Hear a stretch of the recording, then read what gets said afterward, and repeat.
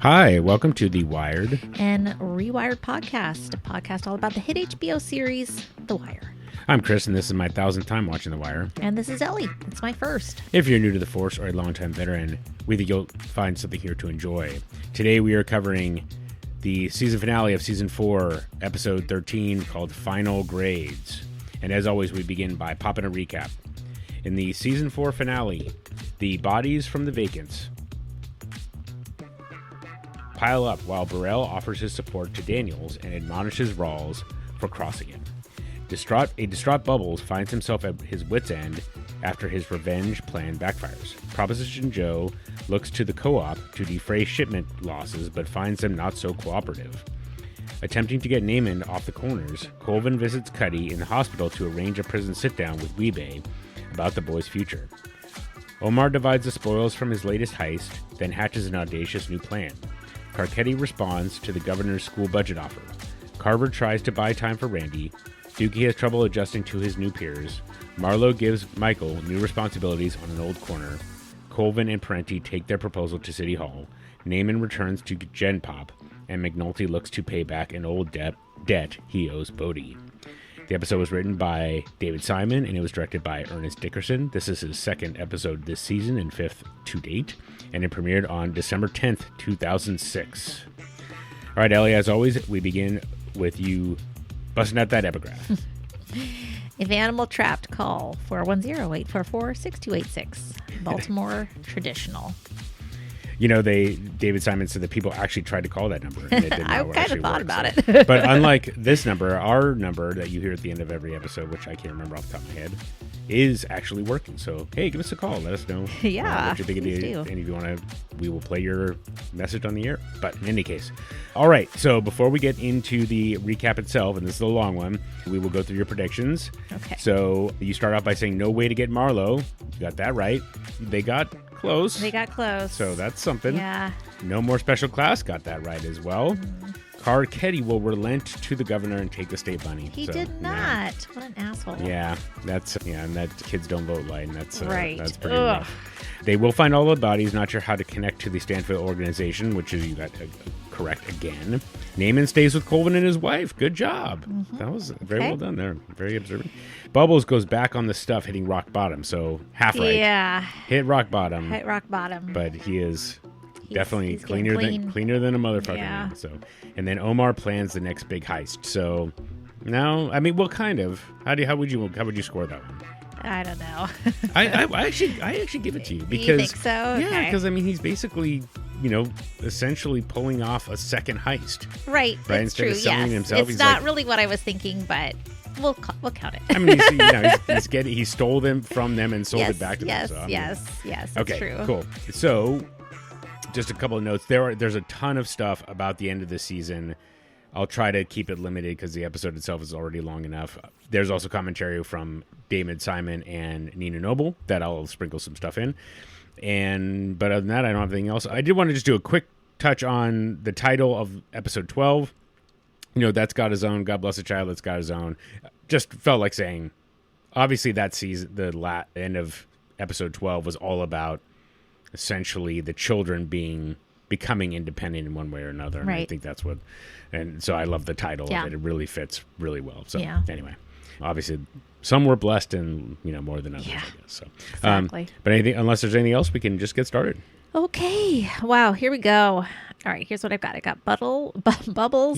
Bubbles bottoms out. This is when I try to use alliteration. Oh, yeah. Screw myself. Tracking the bodies. Okay. 20 on the dollar. I've got Randy's new home. I've got Namond's new home. Mm-hmm. Carcetti's blind ambition. The Bodie McNulty connection. The Dukie Michael dichotomy. Final grades. And closing montage. Okay. All right. So let's start with Bubbles bottoming out. So we actually start the episode with Landsman strolling into homicide. He's humming Jingle Bell Rock. He's feeling festive. It is the season until he sees a bunch of new red names that have popped up on the board. You would think that his mood is ruined. He starts grilling Norris, who tells him that Freeman got permission to start opening those vacant houses that he didn't want him to open. And Landsman, flips out about the clearance rate going down. He calls Freeman a vandal, a Hun, a Visigoth, a barbarian at the gate. Then he finds out Norris is working a murder with no body. Someone poisoned using a hot shot, tainted drugs, right? Mm-hmm. And this is Sherrod. And he softens a bit when he says that, when Norris tells him that the guy responsible has walked in and confessed. Yep. Yeah. Terrific scene. Yeah. And a good setup. So you Yes. did, but it just occurred to me, you did not know who they were talking about. No, Okay. I did not know who they were talking Okay. about at first. Yeah. Okay. But yes, then they go back and they are interviewing Bubbles. And at that point, you make the connection. He's a complete wreck. He is also in withdrawal. He tells him he wants to be locked up. They ask him when he had his last hit because he's not looking so good. And he says he's not going to get high anymore. And then he pukes all over them, both. I don't know why he has to lunge across the table to puke. I don't know many people that need to do it that way, but there you go.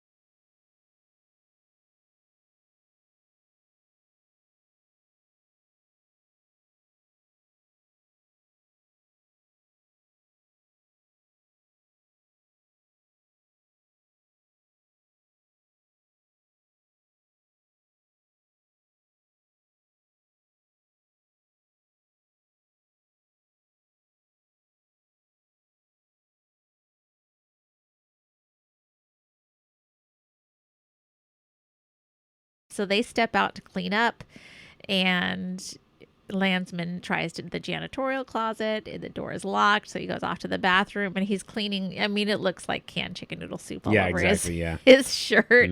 And he's still, he turns around, he looks on the wall, says Rawls sucks cock.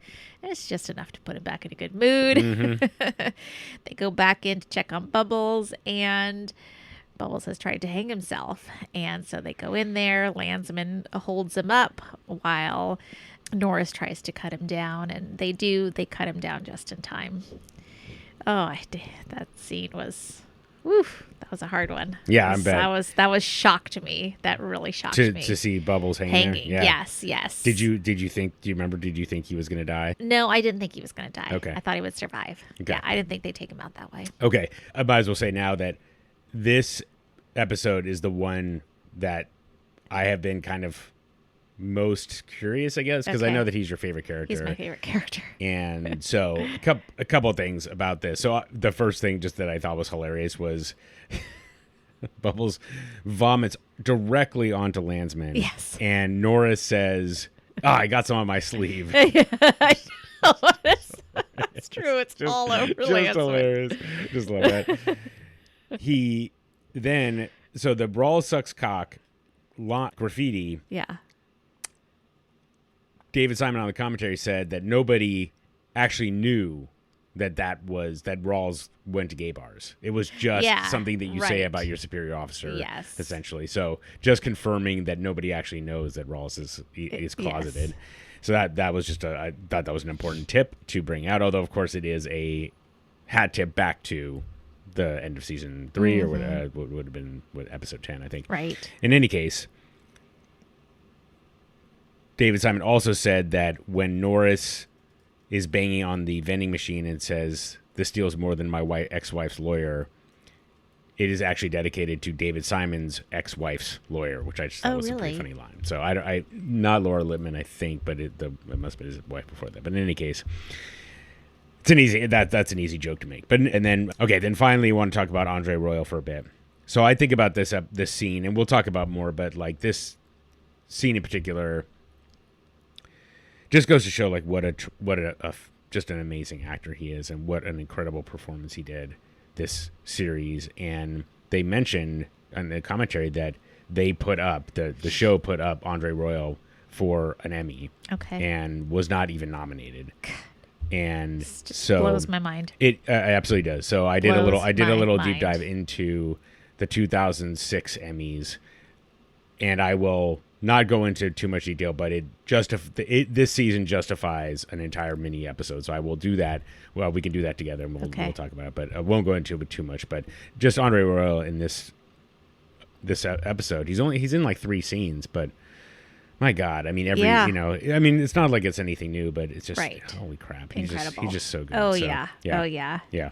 His grief is just palpable. Absolutely. In this. So, yep. Okay. So I think that was pretty much everything. Okay. Well, we find out later that Bubbles has survived. So again, putting Landsman in a bit of a better mood until Crutchfield mentions that Freeman has found another body. Landsman talks with Bubbles, asks if he wants to go to the hospital. He gets a moment alone with Bubbles. He says, what's in your head, fella? And Bubbles explains everything about Sherrod, says the child had no one for him, that he thought he could do something for him. This line, like I ain't who I am. I think he says something like that. Is just, it just hurts, like who am I to think that I could do anything to help this boy? He begs to be locked up, and Landsman tells Norris, cut him loose.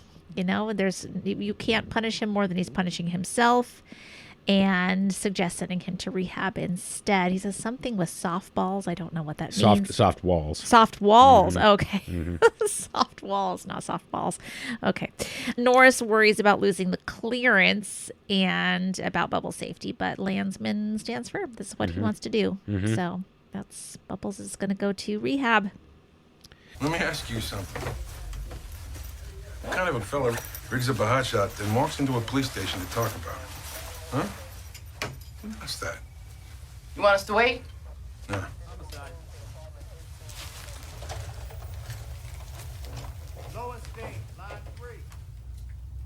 What is in your head, fella?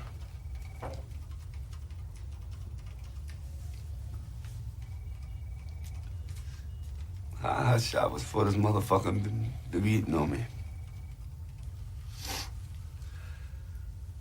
And the boy?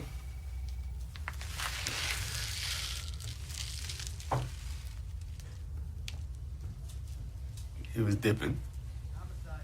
I knew he was.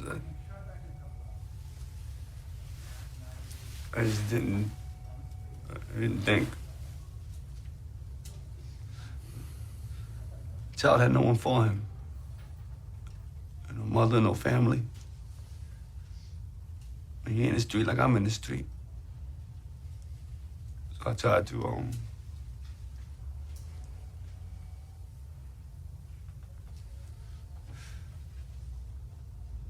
like I ain't know who I am, right? Like I'm pretending I ain't been a dope fiend my whole damn life.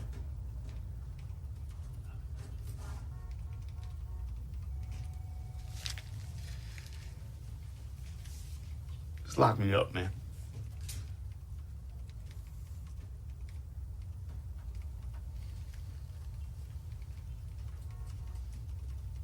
Because I killed that child. Yep. Yeah, and just kind of following up. Yeah, that line of like I ain't been a dope fiend my whole life. Yeah, I know. So yeah, it's so the interesting thing about this that I felt like stood out was Bubbles it's one of the rare times that someone actually takes ownership of their behavior and that had a negative effect on somebody else, right? Yeah. I'm trying to think of when that actually happened. Previously, I guess I think of Ziggy, coincidentally with Landsman again, but it doesn't happen too often, and so here he is taking ownership of this was happened and just completely owning what his mistake was, and then that leads to humanity from Landsman, and it's a rare moment of humanity where the stats own everything, and yet Landsman is willing to overlook it because he just knows that Bubbles, like, there's just no punishment that is ever going to outstrip what Bubbles is going to be doing to himself. So, I feel like there's not necessarily a life lesson, but I just definitely feel like I think about the United States in particular and just how we're not just we're a punitive society for some reason. Yes, it's we are. not just enough to send someone to jail. Yep. We want to make them suffer. Yes. And and it's this Something is kind just of puritanical about that. exactly, I know. and it just Yeah. brings this to mind. It's like this guy's like looking at it and says, "What could we do? What could we possibly do that is going to get this? That is going to do more." He hates exactly. himself. Yeah, and he's just that you just look at it and you're like, yes, I know that it's not foolproof, and obviously Bubbles we know Bubbles very well, so it's easy to say this, but if you're going to send somebody to prison for a crime, you don't have to make them suffer on top of it. It's just like the prison itself should be enough. Yeah. And so anyway, Landsman says, fuck it. There's just no way that we're ever gonna be able to do more than he's already doing. And it's just it's a touching moment, and it just really sticks with me. Good. Yeah. Okay. So much later in the episode, Greg's and Waylon. Mm-hmm. Haven't seen Welcome Waylon back, for a Waylon. long Mm-hmm. time. Visit Bubbles in rehab, and Waylon goes in. Yes, he's going to go in. He asks if Greg wants to, but she can't bring herself to. Mm-hmm. She says maybe next time. The look on her face is just kind of, I don't know, like she doesn't know what to do with it. Yeah. It's very disappointing. Mm-hmm. And Waylon goes in and, comes and kneels by Bubs, and Bubs just starts wailing, Mm-hmm. I don't want to feel nothing. Yeah. Just over and over again. Yep. Oh, it's heartbreaking. Absolutely. Yeah. You try and talk to him?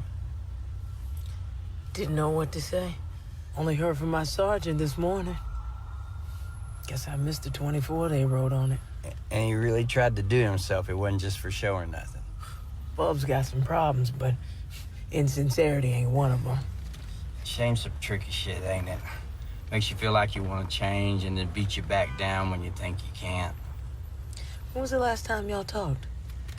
More than a couple of years since he last got on the wagon, I think.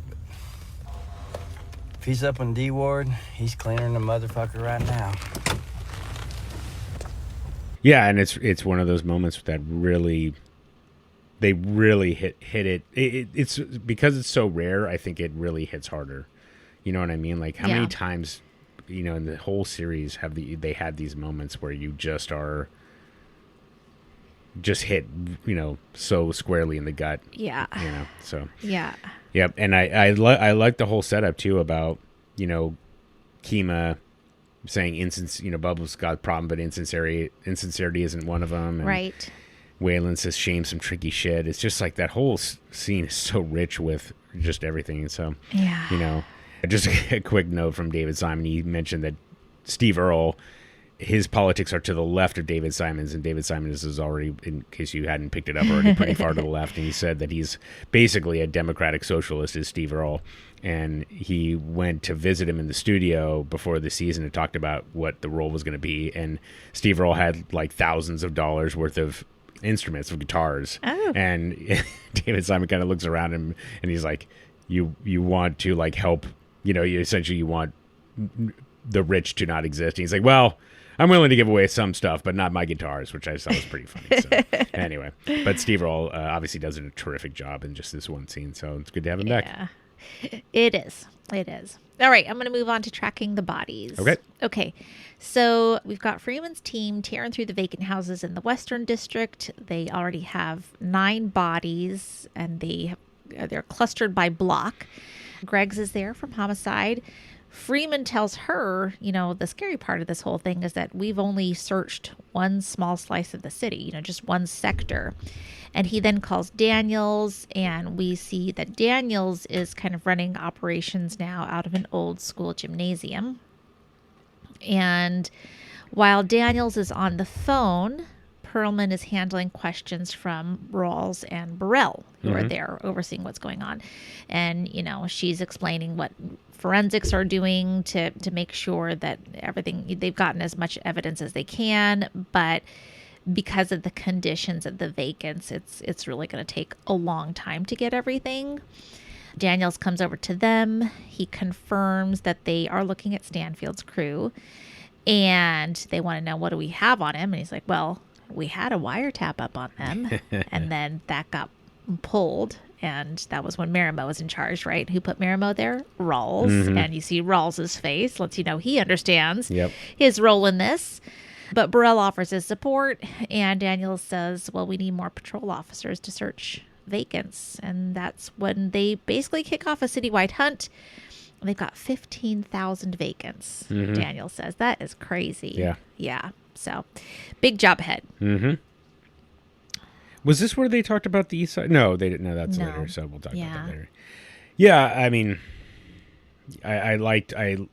before I forget, it sounds like the name of the school that they used in this episode, not where the gym was, but Edward Tillman was named after the police commissioner who led to the book Homicide, which led to The Corner, which led to this, which, so thank you, Edward Tillman. And it sounds like before the Homicide book came out, he had already passed away, but his wife, the Edward Tillman's wife, was touched by it. So I thought that was a nice little button on that particular path.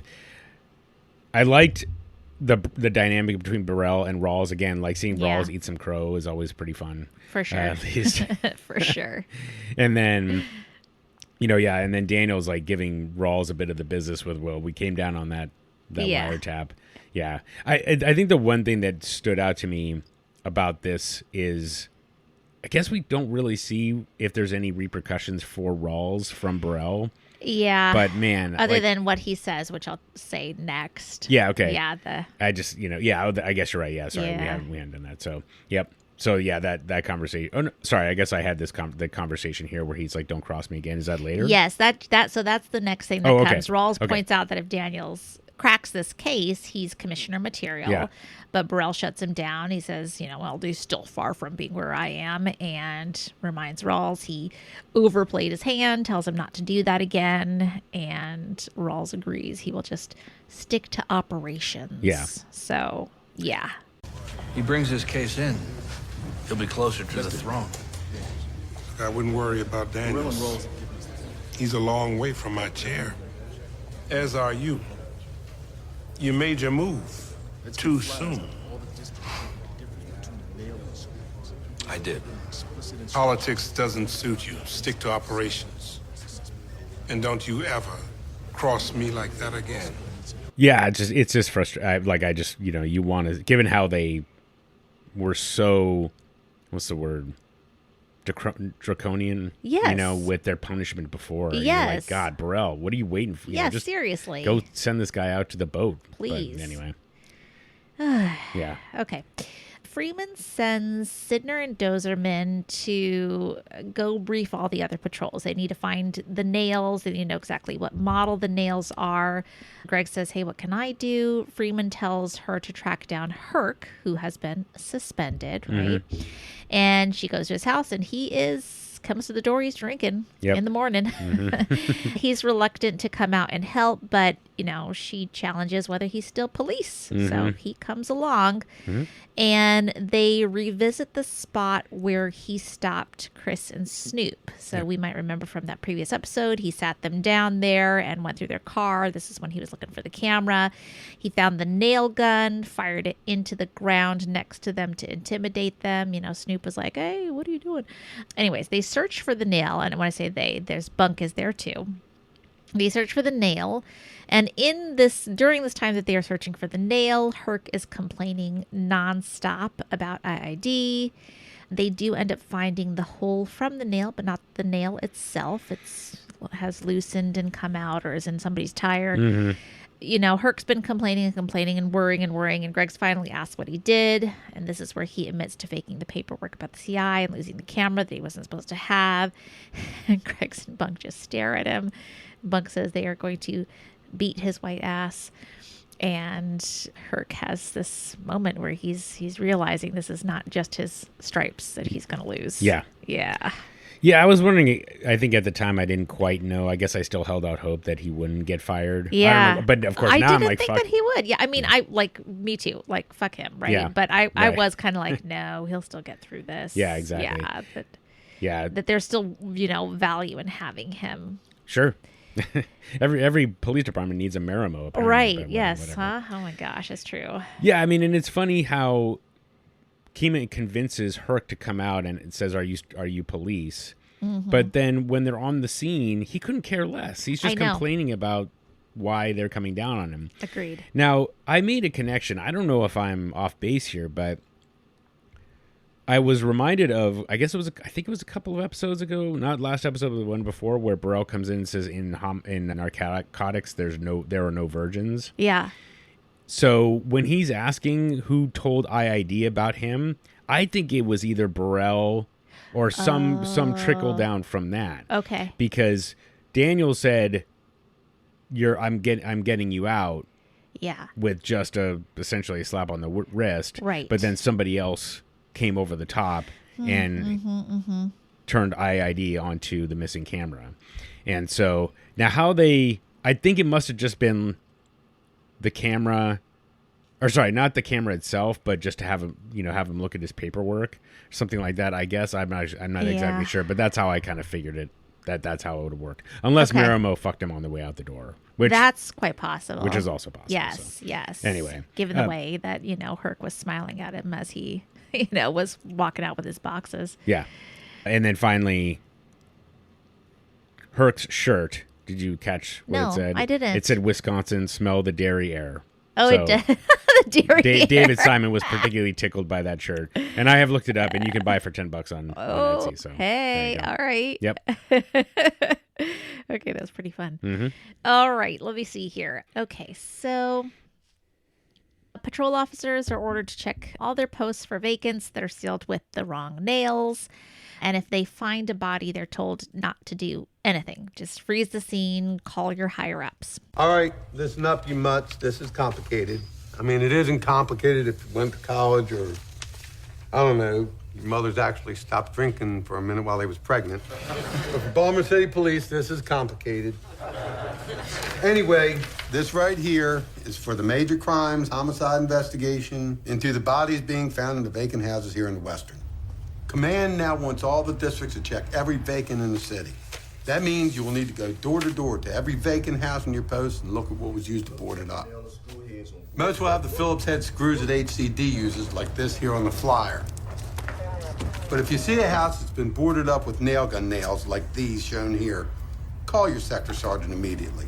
You can enter the house, but if you find a body, do not disturb the crime scene. All told. Okay. Now, we do have a moment here when we're back at the high school where all the bodies are laid out, where McNulty comes in. He's extremely curious about the homicides. He is doing a lot of checking in on their process. Bunk is having a hard time not rolling his eyes, but he does tell him there's an office pool going for how many bodies they're going to find.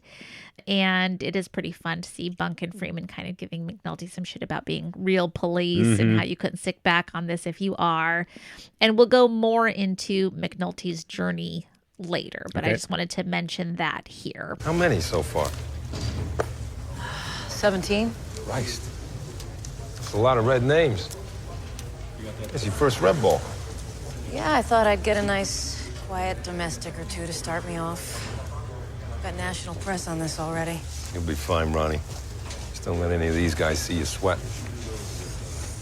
Yeah, I need a case dropped. Got Mello to sign off and need a friendly ASA. He kicks out a radio car window and you want to give him a walk? What's date range as per decomp? One on Mount Street looked about a week. Some a few days. Some are skeletal at this stage. They all headshots? Multiples, most of them. Black males 15 to 25? Uh-huh. No, some older. We got one in a security guard's uniform around here somewhere. You laser print? Mm-hmm. Vacuum the rooms? Yes. Luco for blood? What's the geography? 13 on West Side, Baltimore to Winchester, Schroeder to the Grove. The Eastern Boys found 4 more in the houses on Monument Street. East Side? Yeah, that threw us. We're casting a wider net now, searching the vacants citywide. My number's 23 in the office pool. I still have hope. Hell of a case. Right here. You know, if I was police, I don't think I could lean back on it. You? Not if I was real police. Right. Thank you, Detective. Yeah. Yeah, I love when McNulty's just asking the very basics. Yes. And at one point, Bunk pauses and goes, yes. So, just laser great print stuff. around the body? Did you? Yeah. Yeah. Yep. But he is, he said, in episode 2 of the series, I am a murder police. Yes. And, you can take the police out of the homicide, but you can't take the homicide out of the police. I guess. Apparently right. not. Mm-hmm. All right. So at a briefing, Greggs and Bunk report the nail gun match. They have found out that the gun is this like Hill TDX model used by contractors, high end. But they have an issue because they have no nail, right? Freeman wants to get Chris's truck and get DNA samples from both him and Snoop, but Perlman says, what's your, why? Why would we do that? There's no PC, no probable cause. Mm-hmm. So she shuts that down. Bunk suggests using Randy as a witness. Freeman says no, he is a source. Well, if he's a source, that means, again, you have no probable cause. And Bunk gets fed up and he asks for an hour. And he and Kima get out of there. And you're like, what's that all about? Mm-hmm. And let me know when you want me to pause. Otherwise, I'll continue. Just keep going. Yeah. Okay. Bunk ends up going to visit Lex's mom, this amazing actress that I did not think we would see again, but here we are. Yep. She says that she was not able to see her son because of the amount of decomposition, that there wasn't much left. And Bunk kind of looks at her, chastisingly says, well, we did what we could with what we had, intimating that we could have had more if you spoke before. And so she shares that she was told that Chris and some Snoop or Loop. Mm-hmm. Look, you need to speak up now or face the fact that you never spoke at all.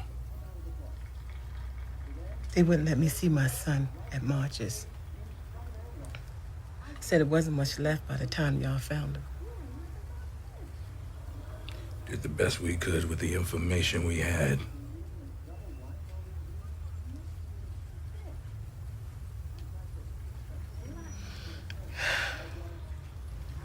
Word come to me that a man named Chris and a girl named Loop or Snoop or some such took my son and killed. Told I would never see my boy again. Are the ones who did Lex in. So that's enough, I guess, for them to get a warrant. Mm-hmm. Okay. Keep going. I mean, yeah, I don't think that it can be stated enough just how great a job this actress did with her performance. And it sounds like she is a local Baltimore actor. Oh, really? Yeah, so that's how they found her. So, cool. And I think that, and even like I guess her husband or father, I don't know, I'm not sure who the man sitting in the chair was, but even just that look over and he just gives the nod. Yes. It's just kind of interesting. I don't know if that's a subtle connection to talking to police, like giving the okay to talk to police. That's what like I kind of felt like. Yeah. So yeah. Okay. Well, anyway, so that was just a nice little moment there as well. Yeah. So yeah, and so now you've got your PC. Yep. So, Yep.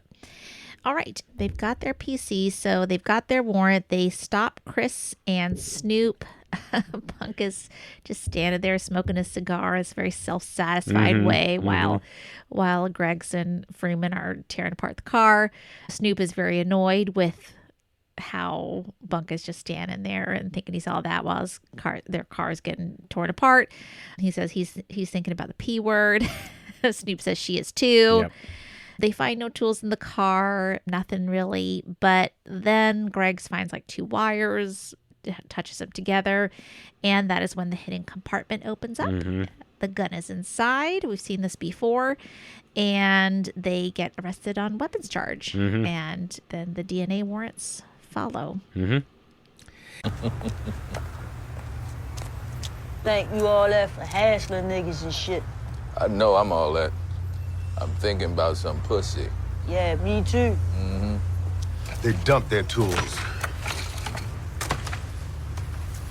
Nothing under the seats, nothing in the glove box.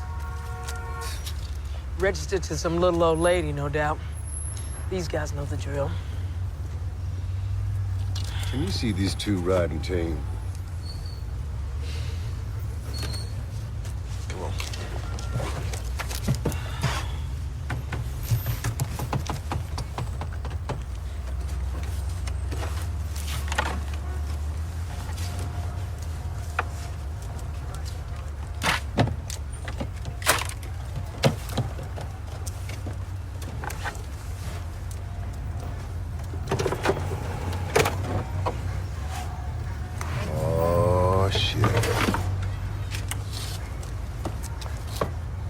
There it is. Whoa. Uh-huh. It ain't even our truck. Yeah, so just then we'll play the clip of it from the commentary, but David Simon gave credit to Felicia Pearson for the "Yeah, me too" line. Yeah. Was not in the script. Oh, really? She just dropped it in, and he said it was the greatest ad lib line. And I can't even take credit for this line. This is one of the greatest ad libs by an actor. I know I'm all that. I'm thinking about some pussy. Yeah, me too. There it is. They dump their tools. Felicia, thank you for that. Years from now, when I'm teaching television writing at some community college, I'm going to take credit for that line. Oh, that's And so good. you know, and there's just something really, I think, rewarding about Freeman's comment of, "Can you really imagine these guys riding tame?" Yes. And so, of course, that says no, and therefore, there's a gun in the car. You just have to find it. Right. And so, Right. of course, Kima, they mentioned that this is almost a callback to the very first episode when she finds the second gun in the car in that first car stop. Do you remember that? When they pull out the shotgun, and then she says there was supposed to be two guns. Yes, so yes, it's yes. the same kind of dogged determination. Right. And then I don't know why, but I just love Freeman's. There it is. He says it so quietly. He does. Yep. And I just talked about how incarceration should be enough, and yet I still enjoyed Bunk giving Snoop a little bit of the business as he picked her up and started, roughly taking her to the car. Yes. And it's just like Chris's comment of, "That ain't even our truck." It's like, that's some weak sauce right there, man. Anyway, Really weak. Okay, yeah, but it's a great scene, great solve. So I really enjoyed that. Yes.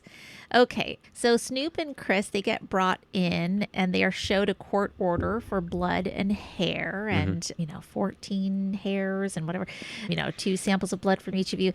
And Kima says, lots of houses, a lot of deeds. Freeman says, who knows what you left behind? And there is this nervous look on Partlow's face. Yeah, And exactly. I was like, yes, yeah, I both, want you exactly, to yeah. feel nervous. Good. Mm-hmm. And they start taking the samples. Yep. Yeah. Later, though, Daniels tells Freeman the guns don't match anything. Disappointing. Freeman says it's going to be a long case, and he asks Daniels about this area that they're staging, and we find out that this is actually Daniels' old school. He went to high school here, and says this is kind of one of the, this is toward the end of the episode, that he got a decent education now that he thinks on it, which is, kind of interesting as we see what happens with the boys as the episode wraps up. Yep. Yeah, it is. And, as you said, puts a button on the education theme once again. Yeah. So, Yeah. Okay. I'm going to move on to the next topic here. Go for it. Okay. Or the next storyline. 20 on the dollar. Okay. Or Jamarlo, as I like to call it. Jomarlo. Okay. Yeah. All 3 of them. I gotcha. All together. Okay. Omar and the crew split up the stash that they stole in that last episode. What now? I mean, they're rich. Kimmy says she's done. She's heading back into retirement. Butchie suggests selling the drugs back to Joe. Everyone laughs. Ha ha ha ha. And then you see this moment where, of course, Omar starts thinking about it. We are rich. That's what I'm talking about. Exactly. But, easy man. My man.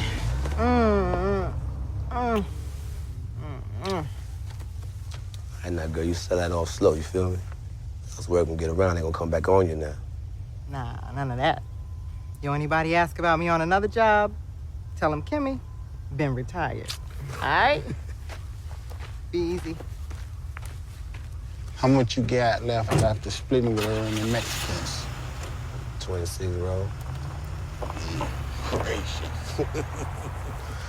Shit, only problem is I spend the rest of my life trying to put that out on the street. I ain't no drug dealer, Butch. You feel me?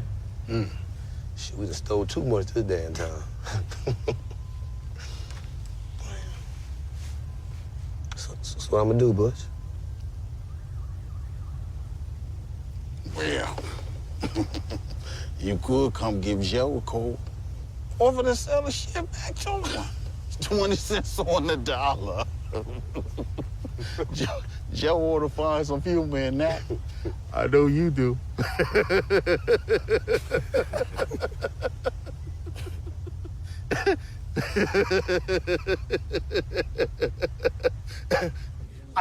Is not laughing anymore. All right. Yep. Go to Yeah. Prop Joe. Sorry, just Okay, real keep quick, going. if you don't mind. Yeah. So, just specifically about this, David Simon said that using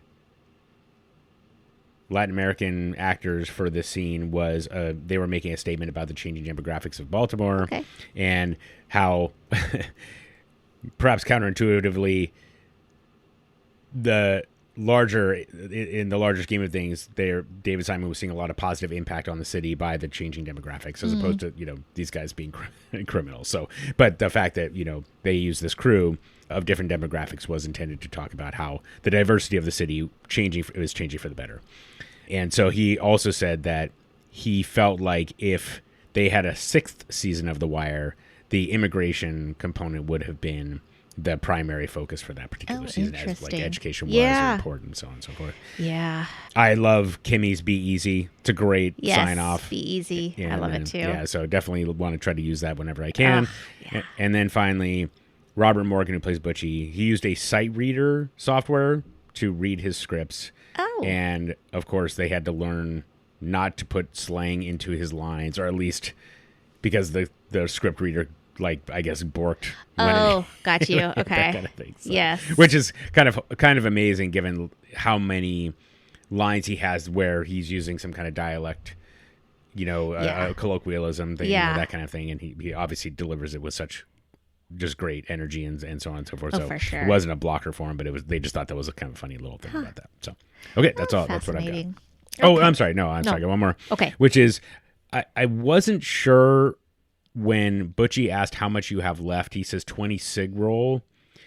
At least that's what the subtitle said. So I assume that's 20 kilos. I'm guessing that a sig roll is one of those packs of that we saw. heroin. Yeah, that they were packing into the cars and stuff. And so we'll jump ahead a little bit we'll come back. But I'm just thinking. So Joe says 20 on the dollar, which means that's $2 million of worth of heroin. Okay. So if you were to mark it up, so that's just raw. So if you were to mark it up, another 100%, right, or even 50%, now you're talking $3 million. So it's just kind of interesting. I think that's how they did the calculation, and but to sell off 20 kilos, I have no idea how long. But but if you think about Marlowe was selling 4 at a time with his entire network, or 4 to 6, and so that's how. It would take a single individual to sell for a long time to sell all that off. So you'd rather have the cash up front. So that's what that 20 sig. That's how I did the math anyway. So if you have a different calculation, listener, please do comment. Let us know. You know our number. Hit us on the burner. Anyway, all right. That's what I got. All right. Joe next is hosting a very tense co-op meeting outdoors. He admits that Omar stole a shipment, and he asks the others to help cover it while he works on getting it back or replacing it. They refuse. They say the loss is on him. His people were the ones who were in charge of security. As we recall, Cheese was actually the one who was in charge there. They tell him that they had quorum and they decided to vote, and that's their decision. Joe says, well, come on now, this is a co-op, right? We are in it together, good and bad. And he also threatens to cut off the supply for re-ups, and that is enough to shut them up. He says he'll get the next shipment and they can think about the security for it. Yeah. Sorry, do you want to get all the way through with Marlowe? Okay, yes, sure. So Slim, Charles C., Marlowe kind of raises his hand. He wants to talk. This is after everybody else has kind of left. He says, sup, Yuggin? And Marlowe presses him about who was there, presses Joe about who was there. Joe says, he doesn't say it was Cheese. He says it was my sister's son, my nephew. And he says, I can't give him up. I have to protect him. And he says that his connection had people there too. And if he needs, he can talk directly to his connection person. Yep. Is you out of your mind, nigga? You think I'm paid twice for the same motherfucking package? Hey, I'm in the same box here. Faggot took my shit same as he took y'all. Man, but that's on your own people. Your guys was the ones doing security on this shit. Hey, they worked it the same as we did the last dozen shipments. Y'all was fine with it up until this, right? Ain't no one have a problem with it till the motherfucker gave us one. Thing is, Joe, we called a quorum on this. Took a vote that says it's your people need to make this right. Nah, co-op means share and share alike. You share the good and you share the bad.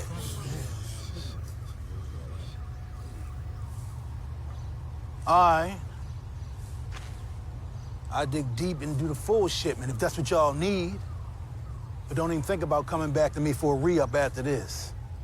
Because when that good raw shit comes straight off the boat, it's gonna be mine only. Seeing as how y'all can't find the heart to stand with me now.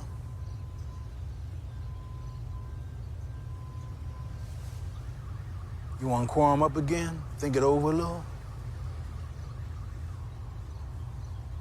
Yeah, I thought you might. I'll get word back that we need a fresh shipment and right quick. And you can think about what we need to do to improve security. Make sure it only happens once. All right, there you go. Yeah, so, yeah, I mean, overall, not a ton to it. I like Slim saying, "Sup, youngin'." Yeah, I just do appreciate too. And, you know, and I think that there's something interesting, too, about how Joe, I guess implied it was the threat that Marlowe talking to whoever was on security would essentially torture him or kill him. I don't know either. It. Yeah. So that's a little tricky, I think, right? I mean, right. I didn't quite follow that part of it. Okay. Exactly, but I mean, Joe certainly took it as a threat. Yes. So, yes. You know, I just thought that was kind of... Yeah, or at least he knows enough about Marlowe to know that if he gives that up, that person is probably going to die. Yeah, exactly. And then I'll just mention as well that the David Simon, once again, he was just praising a couple of the actors. So again, this is where they called it. He called out specifically Robert Chu and how much work he did in helping the boys, and how they were saying that a director would never have the amount of time necessary to coach the boys up. Okay. And so Robert Chu stepping in and doing that, this is as much a triumph for him as it is so for anybody. Cool. So it's so great. I love that so much. Yeah. And then finally, they just talked about Jamie Hector, who plays Marlowe, just how much restraint. And if you think about his entire run, this whole series, he just played it with so much restraint. And it's so fascinating to see how it goes from, you just had all your money stolen and you barely register it at all. Right. So it's really quite remarkable. So, yeah.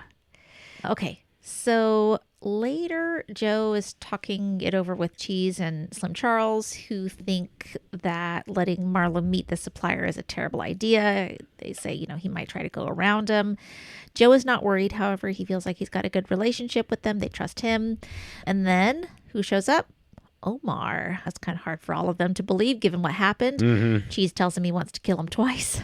Joe does let him talk, though, and Omar offers to sell the drugs back to him cheap, 20 on the dollar. Cheese threatens him, but Joe accepts the deal. And Omar, while he is there, grabs his clock that he brought before to be fixed up, and he pays for it. Yeah, you got that. Yes, and at the end, he even unfolds his invoice and sets it on the counter. And then you get a little wink from Omar. It says, "Be in touch." Mm-hmm. Taking a risk with our supply, ain't you? Setting up a meet with anybody other than us. Got to. The boy crave reassurance. Boss, you get that boy Marlowe in line on our connect. He might try to go around the co-op. Go around us. You know what I'm saying? Cautious as those Greeks be, who you think they're gonna trust? They know us. They don't know him. Damn. Look at this nigga coming around. Easy, son. Easy.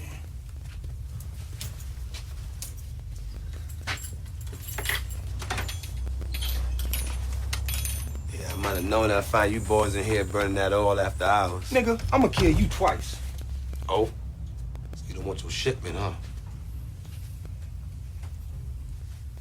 Say your piece. Well, it just so happened I got some heroin for sale. Market-wise, you fellas look like buyers, you feel me? This is some shameless shit. Oh, ain't no shame in my game, dog. I'm here about the business. Ain't that right, Joe? How much? 20 on the dollar. 10, nigga. Don't make me say 25 now. That's 400,000. How about We take your faggot ass in the back room and get into some diabolical brutality. Find our shit the old-fashioned way. Feel me? Oh, I feel you. Sound like a plan. I don't know, though, Joe. You think Omar gonna give it up? 20 on the dollar it is.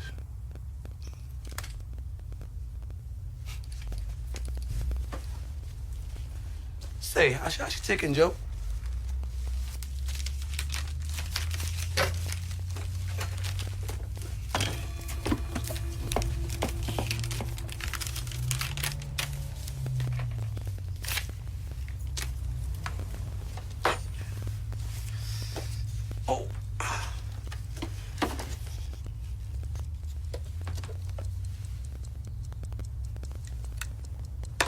Be in touch. Yeah, so again, What a cheeky guy. We're just gonna have to play it again. David Simon said if he could have done it again, he would not have Omar wearing the vest. Okay. Which even then I thought, man, what a risk he's taking because they could just kill him. Yes. And what? Ronaldo's going to come after him? I don't know. That seemed crazy. Yes. But hey, good for him.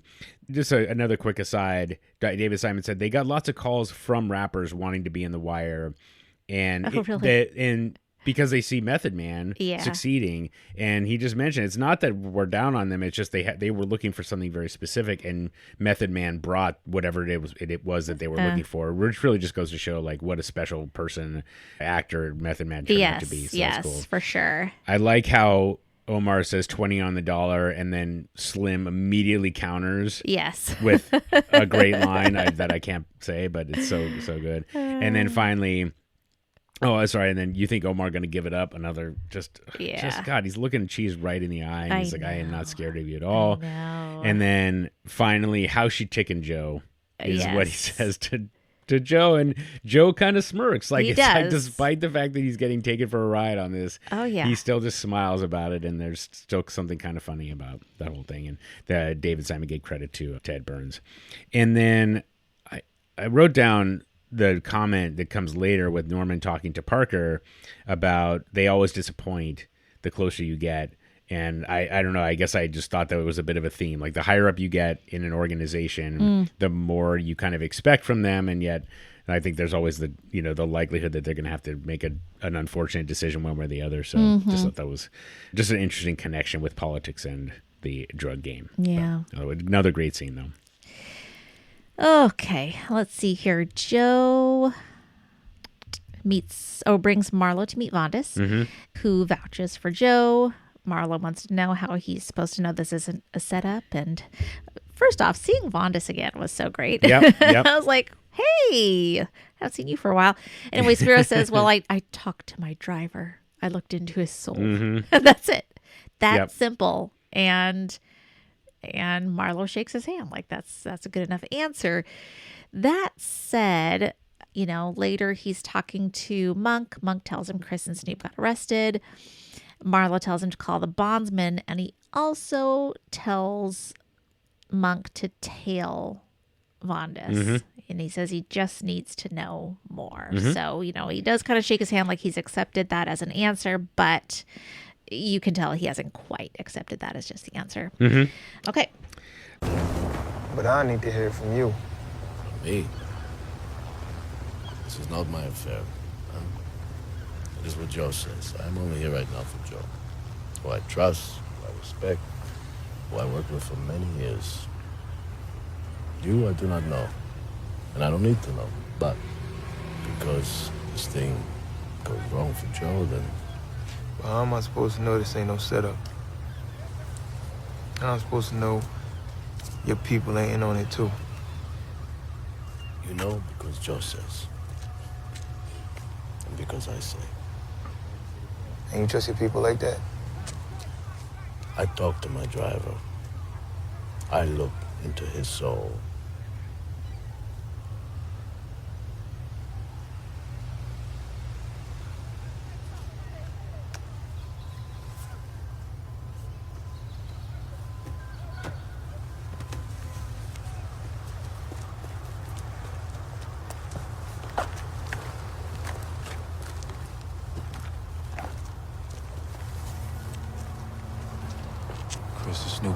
Pop. But the gun charge found in the truck. I call the bondsman. First, put a follow on him right there. Who, white dude with the hat on? What, he a problem? Nah. I just need to know more.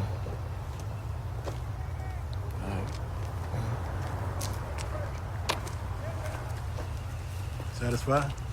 90,000 to you in the morning, and we put 100 on Omar later, after the heat on them empty houses give way. I'll mention here that there's some question about why Spiros would come back, since the FBI was looking for him. Mm-hmm. And Ed Burns, former police officer, said, like, after a couple of years, that fact that they've got paper on you doesn't make any difference anymore because nobody's looking. Mm-hmm. And so it just becomes essentially safe again until something else has to happen in order for them to be on your radar. Once you're off their radar, it's not like there's some magic, at least at the local level, signal that's like, oh, this person's back in town. They make in the movies, they make it look like that. Right. But it's probably not realistic at all. So after a couple of years, the police moved on to something else, and it's perfectly safe for the Greeks to come back. So, yep. Okay. Yeah, and David Simon was quite proud of the fact that, like, people just always get surprised and they don't realize how everything's connected. It's like we had a plan to begin with. So anyway, which it is amazing. It is. Yeah. It's masterful. Mm-hmm. Okie doke. And okay, so we get a scene that I'm going to talk about a little bit more later, but I will note here that Marlo tells Chris that Joe said the guy who stole their shirt wants to sell it back for 30 on the dollar, and it's another 90 to buy back their drugs. Mm-hmm. And he kind of chuckles about that. Mm-hmm. Okay.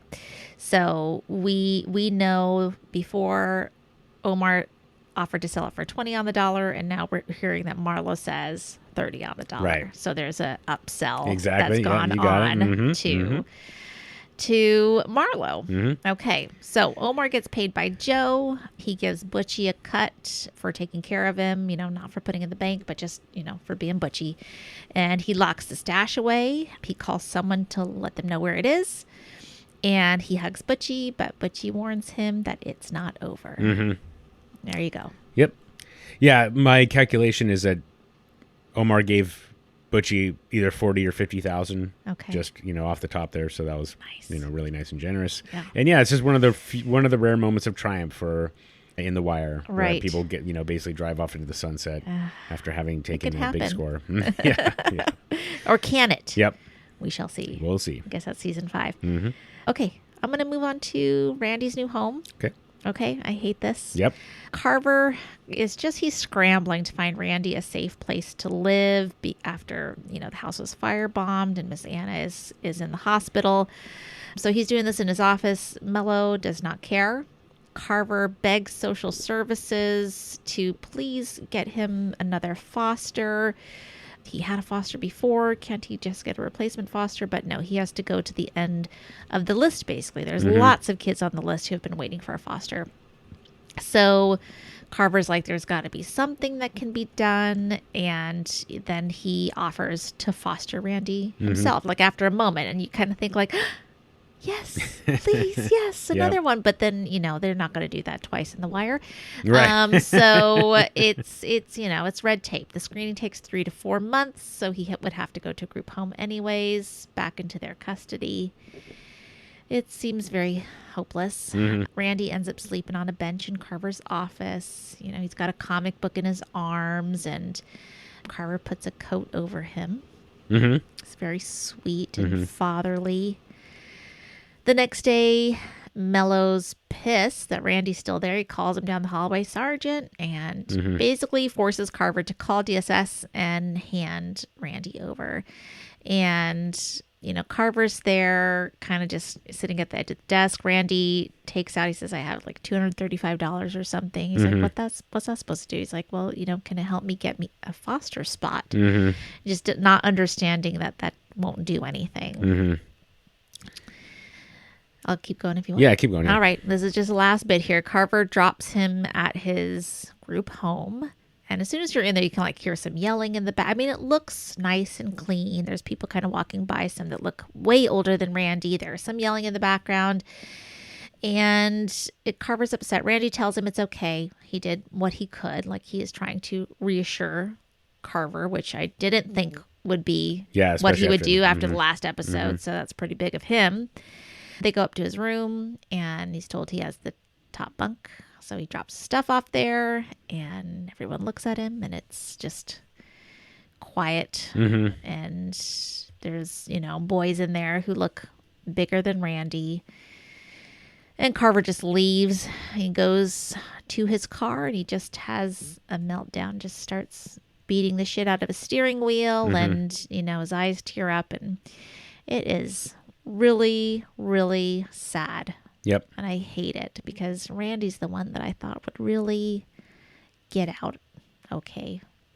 And he didn't. Nope.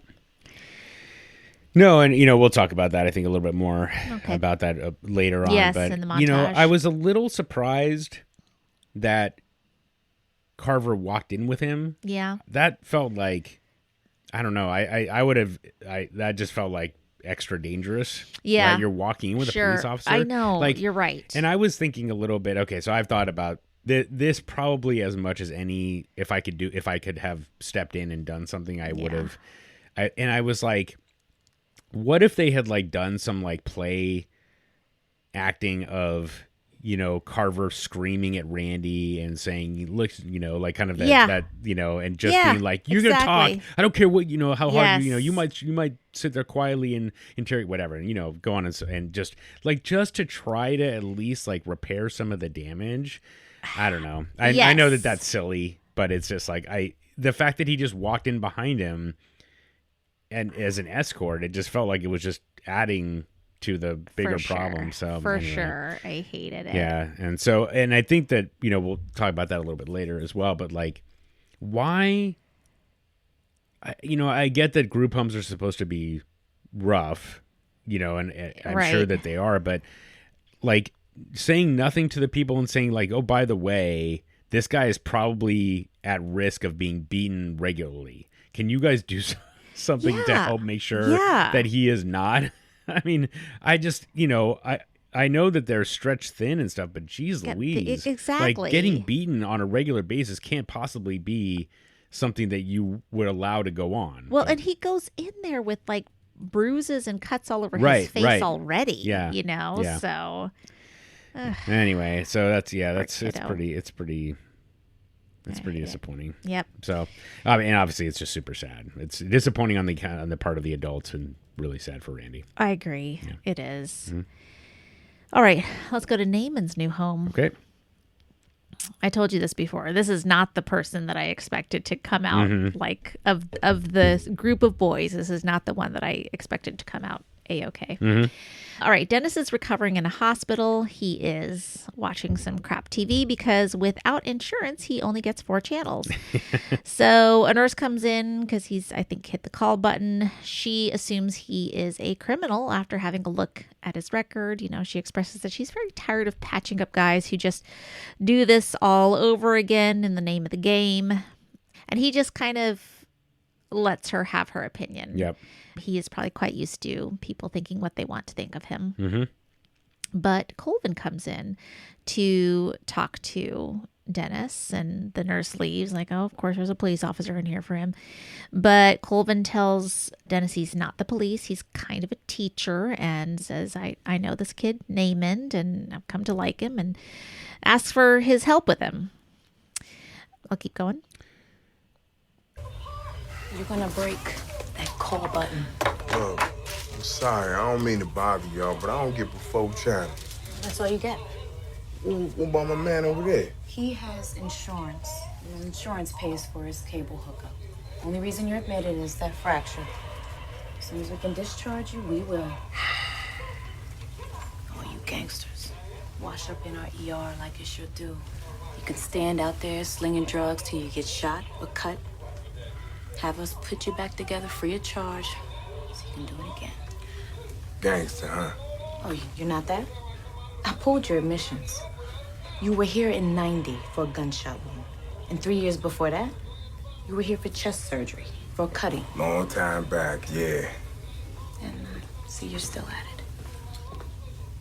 Dennis Wise, I'm Howard Colvin. Are you police?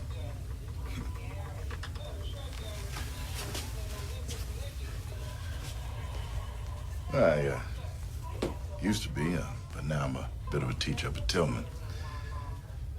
I got a little problem, and Reno Carver over to Western. He said that you might be able to help me. I went up to your gym and told me what happened. And what is that I'm supposed to know about? Name it Bryce. Yeah, what's the problem? I just come to care about the kid. So the commentary talked about how David Simon heard a nurse at Johns Hopkins, say this basically same thing, and just getting fed up with a guy coming in. It was like his third gunshot wound. Oh God! In like a couple of years. Oh my and Lord! And she was basically judging him for it, which so it just ended. He just said he never forgot it. Okay. And this is just one of those things where you see these guys like they're humanity, and so Colvin's coming in obviously trying to do right by Namond, and when he mentions Namond's name, Dennis responds immediately to the point that he hurts himself. Yeah. Right. Which I just again Yes. like it just shows like where he is in his journey, and of course like it's just really heartwarming to see that True. he's still, even though Namond kind of never really connected with him, he still he cares because it's one of the boys that was in his gym. Yep, exactly. Yeah. Mhm. Yep. Another reason I like Dennis. I know Dennis. He's so great. Yeah. Oh, what is up with the other guy that's in his room and just like laughs because of cocksuckers? Oh, sure. Well, that was funny. I mean, okay. Oh, and sorry, David Simon did say that was an homage to Deadwood, the TV show, which is what they were showing. Oh, is there. that what they were watching? So okay, David I Phillips- couldn't tell what they were it's watching. Essentially, the other short-lived TV show, very highly regarded on HBO as well. So it was an homage, not a commentary of any other sort. All right. Well, let's see here. So later on, Dennis is laughing. I don't know if he's gotten some better television, but he's laughing at it, whatever is on. And Colvin comes and he tells Colvin that whoever he is, has agreed to talk, but that what Colvin's asking for doesn't seem like it will be a go. Mm-hmm. He also tells Colvin to let Carver know that he owes him one now. Yeah. And of course, we get that sweet, sweet moment where as Colvin is exiting, he lets the nurse know that she was way off base about this, quote, roughneck. Mm-hmm. I loved that moment. Yep. That's Wise. Oh, hey, man. Yeah, we got some word. On my say so, he willing to sit and hear you out. What you asking him for, I don't know. Good luck, though. You see my man Carver again, you tell him he owe me one now. All right, man, appreciate it. You got it, bro. Oh, y'all coming back with the warrant? The roughneck in room 232. From what I know, he runs a gym program for kids. You gotta sell shop trying to pull a kid off the corner. Colvin visits Weebay in prison. That's the he that they were talking about. Mm-hmm. Weebay recognizes Colvin from when he was younger and running with Calhoun Baker Stricker, Mm-hmm. CBS. It's the name of, I guess they named their gangs after the areas Yep, they were that's in. right. Yeah, that's exactly right. Very good. Yeah, because those sound like streets. Colvin makes his case. He tells him, Namond's smart and funny and open-hearted, but that he's not going to survive street life. Mm-hmm. He tells Weebay that the two of them are similar in that, they're guys who never got out. They have never known anything beyond the West Side. And now the West Side's totally different. There's no code, no family, no respect. And at one point, Weebay say, well, that's the game. But I love it. Colvin says, I'm talking about Namond, Mr. Bryce. Yeah. He's not talking about the game. And so he certainly gives him something to think about. And we don't know at this point what is in store for Namond after this. I remember you. Used to be a roller up on Pensy and Fremont. Yeah, it was my old post. I came up with CBS. Calhoun Baker Stricker. Yeah, I used to have to bang up on y'all all the time. I remember that too. Yeah. told Cuddy, I'm sort of like a teacher now. And that's how I come to know Namond. Only reason I'm even here is Cuddy spoke for you. He say what I'm asking. Your boy is smart and funny and open-hearted. And he got some flex in him. And I ain't see it at first because he was always acting out. Always full up of corner talk. You know, just talking shit to hide himself. But he could go a lot of places and do a lot of things in his life. Be out there in the world in a way that, you know, didn't happen for you and me. I mean, you know, our kind? Shit. Man, we both know we're gonna go to our grave forever knowing what block Benelux dead ends at, or who got the liquor license at over the underground, or what corner Tatum Man got shot on when he come out the musical lounge back in '88. Division and gold.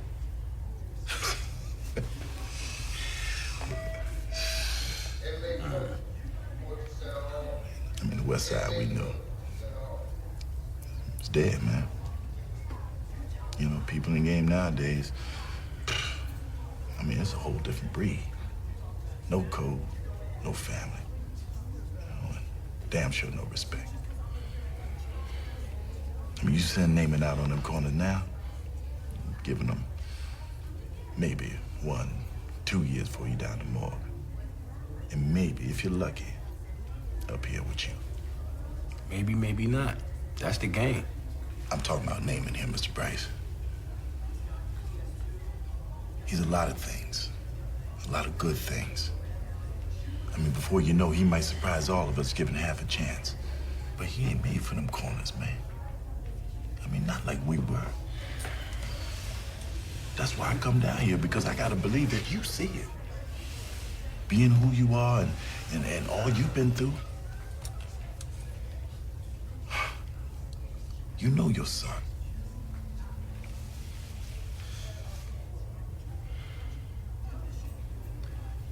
It's in your hand, man.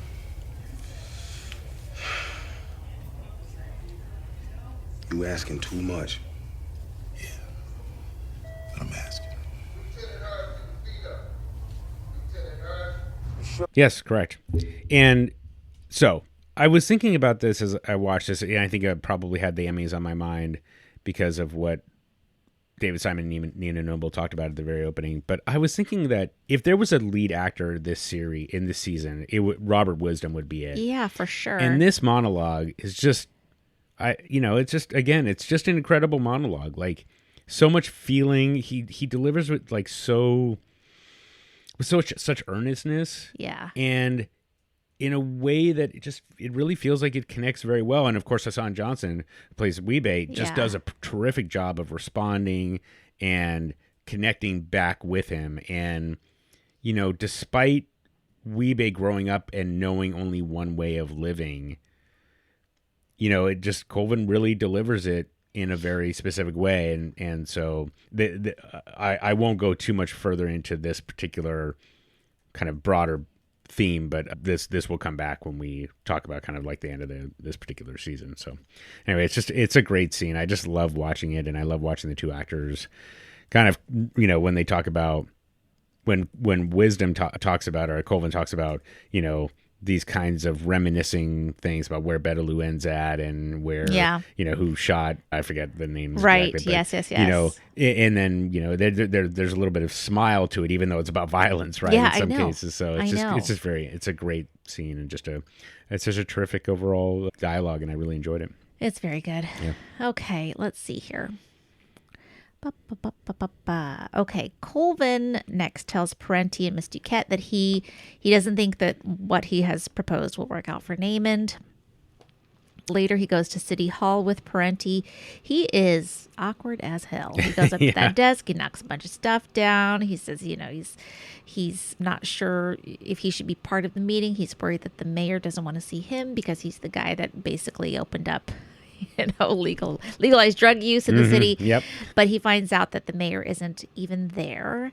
And the pitch for the program falls flat. That guy, Andy, what is his name? Andy something. Steintorf. Steintorf is yeah. his last name. Yeah. Okay. Says it's tracking, and he says, this is just, we're leaving behind the children. Mm-hmm. Colvin tries to give him a reality check, but what is his name again? I'm just going to call him Andy. Steintorf. Okay, I try to call people usually by their last names in this, but sure. I cannot remember his last name because it's like never mentioned. Steintorf shuts it down. Yep. Afterwards, Colvin beats himself up. He says he's a liability. Parenti's like, we do the research still, and then somebody else will research our research. Yeah, exactly. And Colvin is like, "Are you kidding me?" And he just feels like nothing changes, which is the position he had minute one that he came on the scene of The Wire. Nothing changes. So that's it? A 10-minute hearing, they stick a fork in us? I'm a liability in there, man. Seems like every time I open my mouth in this town, I'm telling people something they don't want to know. You, it's the process. The process? We get the grant. We study the problem. We propose solutions. If they listen, they listen. If they don't, it still makes for great research. What we publish on this is going to get a lot of attention. From who? From other researchers, academics. Academics? Well, they gonna study your study.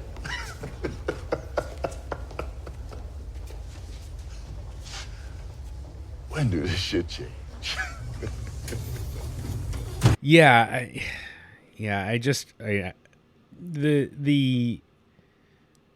If there's one thing that that caught me off guard, I don't know what it is. I don't know if I'm being unfair here, but they essentially had the same argument with Miss Shepherdson like a couple of episodes ago. Yeah. Where they're saying, these are not these are not students whose parents are actively engaged. Right. So, when Steintorf brings up tracking and complaints and then not teaching to the test and things like the argument, they already made the argument, I think, in a fairly compelling way. Yeah. On the other hand, I guess that's just where Colvin was feeling, a little more comfortable. And so he just said as soon as he says the line, they're being left behind anyway, that's when he lost it, which is just, it's frustrating. It is. So, because that it's, if they had just bothered to listen and understand, and I've thought about that too, is like, how would you rephrase? And it's like, right. But of course you can't really do that in this particular episode. So, no. And then of course Colvin, his comment, when did this shit change? It's just, it's all about this bigger institution is ultimately controlling the decisions, really. The fact that Steintorf kind of came in with a negative already, and because it's about the politics of it, which is about the voters, which is about this, which is not kids. And so no matter how compelling an argument is, I think somebody said it would be easier to turn an oil tanker around in a puddle or something like that. Yeah. Which is like that's what they're dealing with. So and then Colvin just ultimately giving up is, and just like that's such a resigned comment, and I, in a way, like, as much as you like Colvin, you want to be like, dude, don't spread that around. Right, exactly. We don't need that kind of cynicism. Yes, you're responsible for the energy you bring into the room. Yeah, exactly. Yeah. So anyway, whereas it's funny because whereas Parenti has some hope, that maybe somebody will do something in a place that is more open to that kind of behavior, that kind of change. So yeah. Anyway. Okay, well, Wee-Bey tells Delonda later that, she pushed Namond out. That's it. Mm-hmm. That's what happens. And she says, okay, maybe I did that, but you are not taking my son from me. And he threatens her, brings up his reputation, remember who I am, and tells her, a man come up in here, say my son could be anything he want to be. She said, except a soldier. Yeah. And he says, look at me. Who would want to be that if they could be anything else? Yeah. What a line. Yep. Yeah. She backs down, but he does tell her that he won't cut her off as long as she gives up the boy. Mm-hmm. And so, Wee-Bey has agreed to let Colvin have custody of Namond. Mm-hmm. There you go. You put him out, huh? He need to get hard. Well, if he out, then he out. Oh, no, you not. You ain't gonna take my son away from me. Not for Remember these. who the fuck you talking to right here. Remember who I am. My word is still my word. in here, in Baltimore, and in any place you can think of calling home, it'll be my word that finds you. Man, come down here to say my son could be anything he damn please. Except a soldier. Yeah, well, look at me up in here. Who the fuck would want to be that if they could be anything else, Delonda?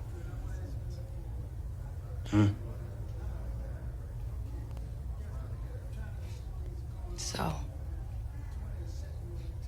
you cut me off too? You still got me. We'll get by. But you gonna let go of that boy. Bet that. Did you expect that? Yes. You did, okay. I did. Yes, I did. Okay. I knew Colvin was going to make a good case. I don't know. I'm trying to remember what I thought at the time.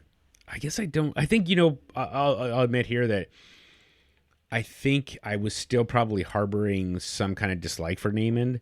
Yeah. And so I don't think I wanted him to get out. I think I wanted him to get sucked back into living with Delonda. But, the way that Weebay puts her in her place, it's, I mean, again, like Hassan Johnson, just, remember who the fuck you're talking to, and it'll be my word that finds it. So, yeah, just a great thing. And then, of course, like, as, he says, who would want, like, why would you want to be a soldier if you could be anything else? Exactly. And, it's almost like what we talked about with Bubbles at the beginning. It's like this moment of self-reflection. What could I do differently with the next generation or whatever? Right. And, I think there's a real power and ownership of your decisions. Yep. So it's a great finish. Okay, well, let's move on to Carcetti's blind ambition. So Carcetti's watching news of the bodies being dug up, and Steintorf says it conveniently distracts from the school budget disaster. Carcetti says, the bodies are on Royce. The school budget should be too, but that just isn't going to be the way that it works. Yep. Carcetti doesn't want to be indebted to the governor, and he doesn't want to lose the support that he needs. So, in my mind, there's one right answer, but Carcetti feels like he is between a rock and a hard place. Mm-hmm. Wilson says, you can't let the schools get worse. In the end, Wilson is pretty disappointed with how willing Carcetti is to look past the kids to get into that governor position in 2 years. Yeah. Yeah. I don't know. I don't know if there's really anything to say about it. Shitty. I mean, I just kept on thinking in my mind too, just like, this is stuff that really happens. Oh yeah. Still really does happen, that we just kind of, that people are using children for leverage. Oh, sure. Ugh, I hate it. Yeah. I mean, and I don't know. This is the kids don't vote. Yes. Right. And it's just kids don't vote. But parents do. I guess that's the part where know. Like, well, that's so what cynical. Wilson says, like, you'll have problem with these couple of districts or whatever, but everybody else will see that you stepped up to help the kids. Right. I don't see how that can be a bad look. I mean, yeah, the parents, the community, like everybody. I mean, I guess when you think about it from,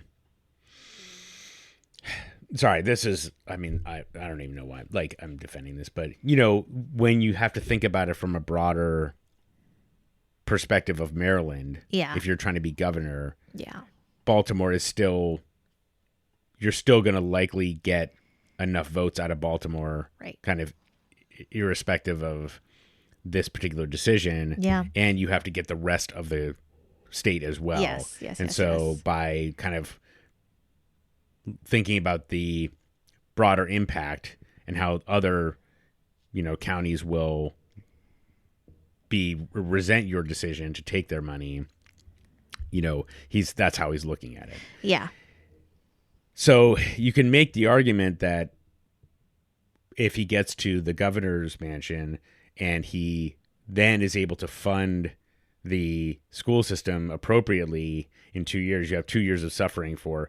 But I think what we're seeing, of course, is you don't know what it's gonna look like in 2 years. Exactly. You have no idea if this is going to be a pipe dream or if it's going to be something that you will actually be able to execute against, or are you going to be thinking about what the next big thing is for you? Mm-hmm. And I think you're right. Like, people think about this all the time. It's like I make a calculated decision to, swallow my pride now, or bite my tongue, not say what I feel, not speak out against whatever injustice or whatever you don't believe, believe in, because it's going to cost you in the short term.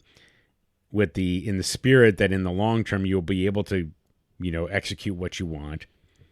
But it almost always feels like it just never comes around. It's like you're always waiting, especially, you're always thinking ahead to the next election. And anyway, it's just very frustrating.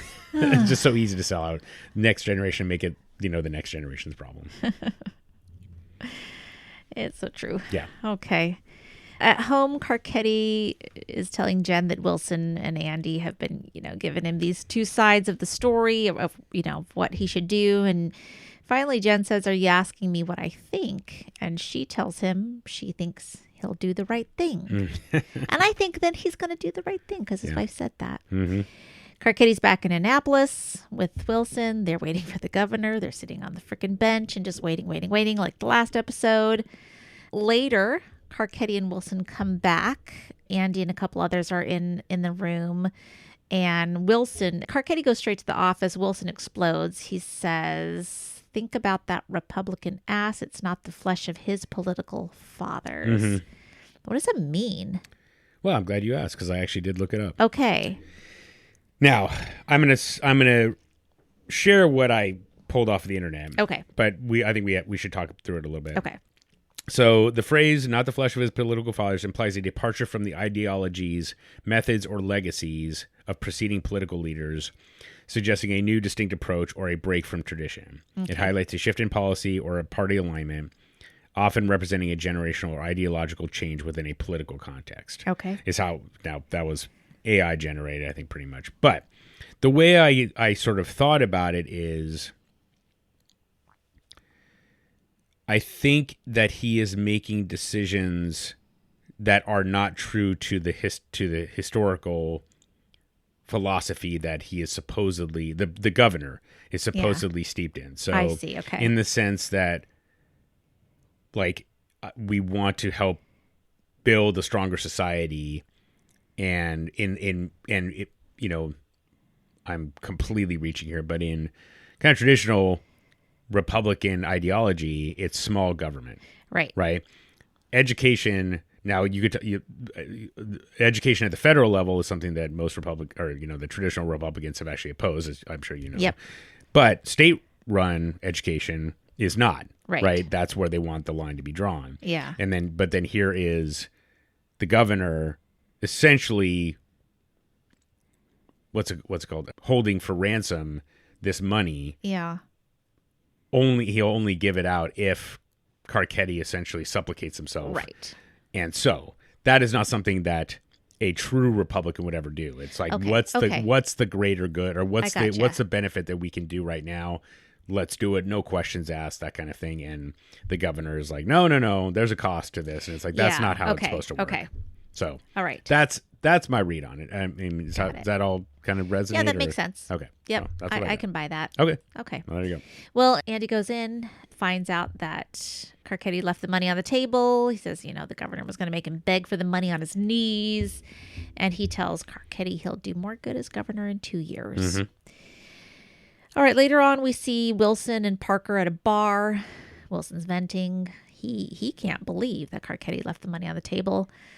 And, they kind of shrug and say all politicians are disappointing. Parker talks a little bit about who he'll go with next year, maybe Royce or some young buck in Salisbury. Mm-hmm.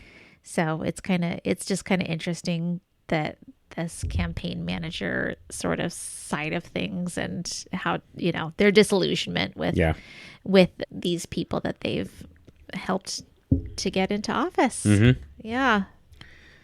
Yeah, I mean, I think it's an interesting point. It's one thing to run a campaign, excuse me, and it's something else to actually run a government. So you have to make these decisions, and in order to, navigate all the waters, sometimes you're gonna all the ideology or idealism that you went in with into the campaign with, you ultimately have to throw some or most or all of it out when the rubber meets the road. So I think that there's probably a way to operate without being jaded, but this is a pretty big sellout of a very vulnerable part of the population. So I can see why Norman's pretty upset about it. Indeed. Yeah. I mean, and Parker saw that very same thing. Really. Yeah, So, exactly. Yes. Okay. Let's go to the Bodie McNulty connection. Okay. All right. Here we go. Are you ready? Yes. Because I know this is one of your favorite characters. Oh, yeah. Mm-hmm. All right. Poot and Bodie go to one of these. It's outside a vacant house, and the police are doing their work there. And I think this is where they're pulling out Kevin's body. Yep. Mm-hmm. Because Bodie he's like shaken about Kevin. He starts going on really loudly about how these deaths are pointless. They just do it because that's what they do. And Poot is trying to get him to settle down. McNulty then so Bodie walks off, and then he starts smashing this patrol car's door and window, and McNulty sees him. He does try to say, well, that was his friend, but they arrest him. And there are some other people in the background that are kind of saying stuff like, oh yeah, take care of that boy or whatever. And somebody else says, Attica, did you hear that?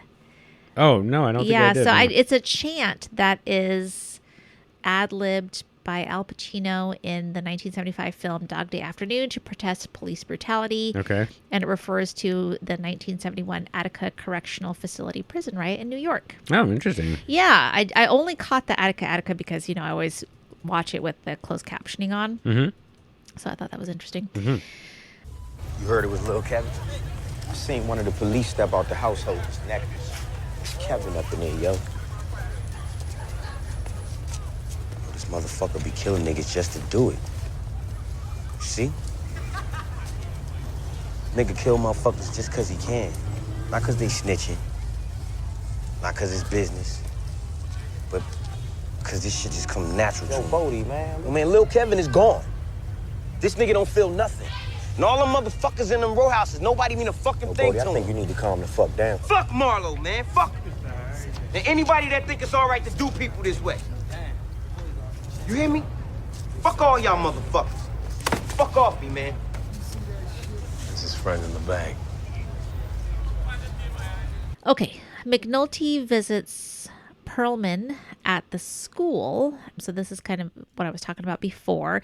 She's talking to Crutchfield. They're, noting where the bodies are in the vacants, whether they were in the basement or something else. Anyhow, he gets her, a friendly ASA, to help him get Bodie released. Mm-hmm. All right, I'm going to keep going until you stop. No, you're good. Okay, so he waits outside of the jailhouse or wherever for Bodie to get released, and he offers to buy him lunch. As they take off, Monk is exiting the bondsman's van, Mm-hmm. right? They got the bondsman over there to get Chris and Snoop, and he sees Bodie go with McNulty. Mm-hmm. Not good. Yep.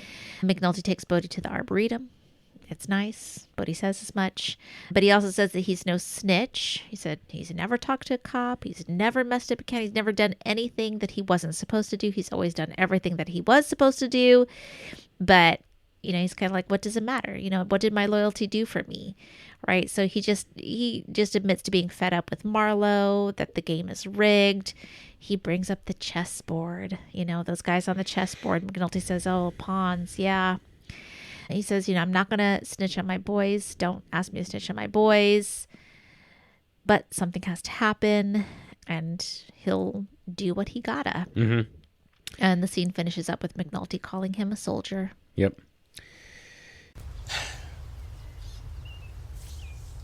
I feel old. I've been out there since I was 13. I ain't never fucked up a count, never stole off a package, never did some shit that I wasn't told to do. I've been straight up. But what come back? You think if I get jammed up on some shit, they'd be like, all right, yeah, Bodie been there. Bodie hang tough. We got his pay lawyer. We got a bail. They want me to stand with him, right? Where the fuck they at when they supposed to be standing by us? I mean, when shit goes bad and it's hell to pay, where they at? This game is rigged, man. We like them little bitches on the chessboard. Pawns. Yo, I'm not snitching on none of my boys. Not my corner, and not no Barksdale people, or what's left of them. But Marlo, this nigga and his kind, man, they gotta fall. They gotta. Well, for that to happen, somebody's got to step up.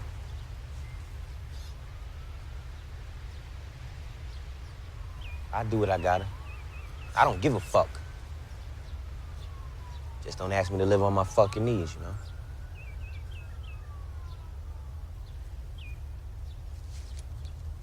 You're a soldier, Bodie. Hell Yeah, okay, so let me back up a little bit. Again, this is the other part that I would have replayed, or I've replayed in my mind a bunch of times is, you know, McNulty, instead of getting Bodie getting in the car, saying, you know, fuck you, officer, and then walk in and say, like, and then meet me around the corner or whatever. Yeah. Just like, you know, instead of getting directly in the car. Come on, man.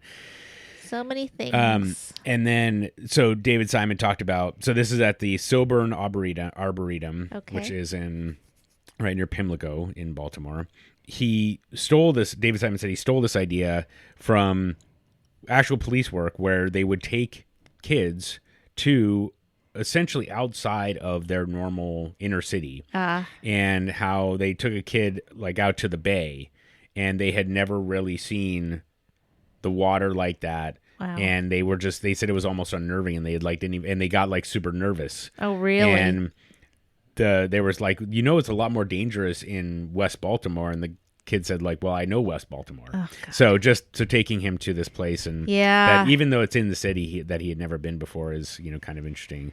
And then they just complimented the two actors, you know, J.D. Williams, you know, kind of venting, but in such a resigned way, like he's almost just so fatigued from the whole experience. And meanwhile, Dominic West just really giving him space to kind of get get the words out and just responding in a very measured way. It's a really terrific scene, of course. And then when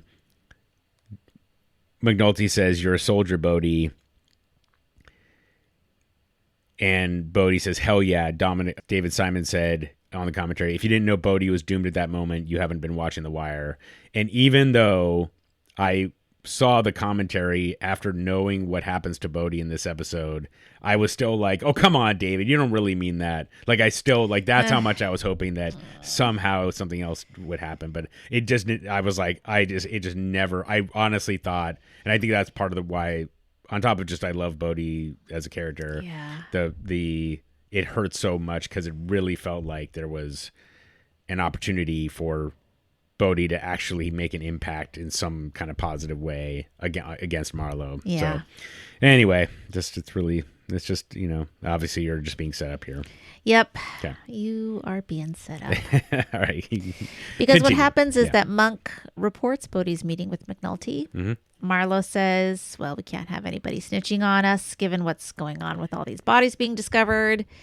Chris says, well, you know, we don't know that that's what this is. But Marlo says we cannot risk it anyhow, and orders Chris to have Bodie killed. He suggests Michael for it, but Chris says, you know, he actually worked for Bodie, so that would not be a good one for him to do. So Bodie's going to be assassinated. Here we go. Later that night, Bodie's corner gets targeted. He can see these guys that are kind of walking up and starting to hide behind cars. You can't totally see them. It's really dark. It's late evening or night. But they clue in. The crew clues into what's going on. Poot asks him to come run, says, let's go. But Bodie won't. He says that this is his corner, and he's not going to leave it. He starts shooting in the directions that these people are coming, right, from these corners. And he says, you know, they're not going to put him in one of their houses. So he knows exactly who this is and what's happening. Poot and the other guys finally run. You know, they can't wait anymore. And then we see a guy just kind of come out of a door from one of the houses nearby. And just, Bodie's not even looking at him. He gets shot directly in the head as Partlow and Snoop look on.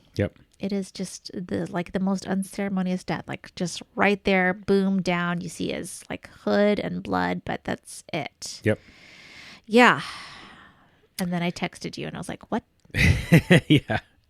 Yeah, and I What? said, and I responded back. Do you remember what I said? No, I need to look it I up. said, this is why it's one of my least favorite seasons. Yes. I said, Bodie is gone just like that. And you said it's probably why I hate this season. Absolutely ripped my heart out. Yep, that's right. So, a couple of things. Actually, I'm sorry. There's quite a few things about this. So, first of all, Snoop is coming straight up the road. Okay. And Chris is crossing in a diagonal. Okay. So, Rook and Bishop. Oh, And holy then crap. O-Dog comes out of the door, turns left, takes he's 2 the steps, and he's the knight, and he gets taken out holy that way. shit, that's weird. So that was purposeful? Oh yeah. Oh my god. Oh yeah. So yeah. So He of is course, a pawn. yeah. Oh, whoa, that's crazy. Perfect button on that particular part of the story. Wow. You know, the interesting thing that I'll share this time is that after this being probably the however many, the 5th, 6th, whatever time I've seen the scene, I actually felt better about it because Bodie didn't even see the guy come up, or he kind of turned just at the very end, had no idea what was happening. So if you're gonna get taken out, that's a pretty, as opposed to Stringer, who had to kind of sit and wait for it. Yeah. This one just happened. So Yeah. and and it happened quick and it was abrupt, and he went down fighting. He went down essentially standing and fighting, for what he believed in, essentially Right. for the real estate. So it was as kind of heroic a death as you're probably going to get in The Wire.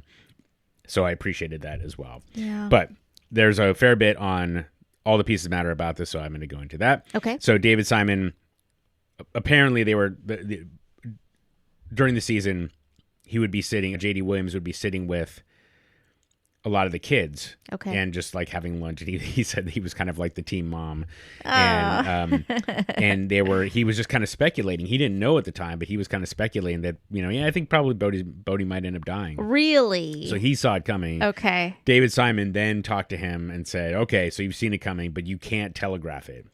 Okay, and yeah. So, and David Simon later said, "You talk about a professional actor, JD is rock solid." So I just appreciated that. The person who kills Bodie is O-Dog, who's played by David Britz Gibson. Okay. So he's the guy that when they're teaching them, O-Dog. he talks about the headshot, and he's taking him out of the headshot. yes. So Okay. he learns, he's getting his call for the day, and he's talking to this woman who kind of does the scheduling, and she says, "I hate you." And he says, this is all from All the Pieces Matter. I was confused, and she was like, "I hate you." And I'm like, "What are you talking about?" She says, "You're going to kill Bodie." And I dropped everything, the world stopped, and I was saying to myself, wait, hold on, back up. What? Wow. She said, "Yep, you're going to kill Bodie. This is what you got." And he was shaking about it. So it's kind of, again, it's just one of those things where you kind of, you hate the character, but the fact that the actors really felt for it. Oh, for sure. And so, and he was even like, no, he was expecting another call to come that says, "No, Okay. sorry, we got that wrong." Okay. So, and then of course he can't tell anybody. J.D. Williams was okay with it. And so, yeah, as I said, if he was okay with it, it's hard for me to be super broken up about it. It's it did feel pretty natural. Gosh. So I know I've been going on for a little bit, but I did want to mention one last bit about this, which is, for me anyway, because I liked Bodie so much, his death actually really locked in the logic about some of the other deaths that we've seen. Mm-hmm. Because if you think about it, what was Bodie's future after this, assuming that he had not been killed? Yeah. Well, he'd be a snitch, or he'd be informing. Right. He would be in the drug trade. Yep. And what new would he be bringing? It would just be essentially taking down the Marlowe Stanfield organization. Yep. And while that is interesting, is it necessary? Yeah. They're and so it felt like we've already seen that story to some degree. Bubbles was an informant essentially in the first season, and Stringer was an informant within the organization in the third season. So there really wasn't anything else for Bodie, us to see Bodie do, especially now that he's kind of at the very end of any kind of significant arc. Yeah. You've seen him grow up, you've seen him develop, and now you've seen him essentially, the choice would be for him to get out or for him to die, and that's kind of where it had to go. And so you just have to accept that that's I think you said this when D'Angelo was killed, is that it's about recognizing the end of an arc and putting bringing it to a close. Right. And that's what this was. And so when we talked about other deaths, right? So with Stringer, what was left of Stringer's arc after the end of season 3? There really wasn't anything. He would be a businessman, and then what? So you had to tie that off. Same with Sabatka. Yep. And same with we talked about D'Angelo quite a bit. It's like if he's going clean, then he's no longer in the story, really. I mean, and we see really what happens is when Dennis gets out in season 3, that's what D'Angelo would have been, but the timeline wouldn't have worked out. So, so there you go. And then with Wallace, same kind of thing. It's like there really wasn't it's about a pawn getting capped very early in the game. And so you all these deaths that hit you so hard. The one with Bodie, because it hit me the hardest, brought all these into relief, and they all made a lot more sense after I saw that happen. So that's sorry, I've been going on. No, and I mean they also use it then to push forward the story for another character. Exactly. Right? Yes, exactly right. Exactly right. So anyway, so rest in peace, Bodie. Thank you for your service. Bodie. Yeah. Okay. Carver tells McNulty about Bodie. He had not heard about it. McNulty checks the list. He loses it when he hears or when he sees Bodie's name there. Later on, he does like a pretend indictment of what was Bodie's corner. Poot is there. He pushes Poot up against the wall, tells him, "Hey, I want to do right by your boy. Do you know who killed him?" And Poot says, "You guys did. You know, they saw you go with him. They thought he was snitching. That's what killed him." And it's kind of a realization there for McNulty, and he lets Poot go. I mean, yes, he does let Poot go. Okay. Stay down.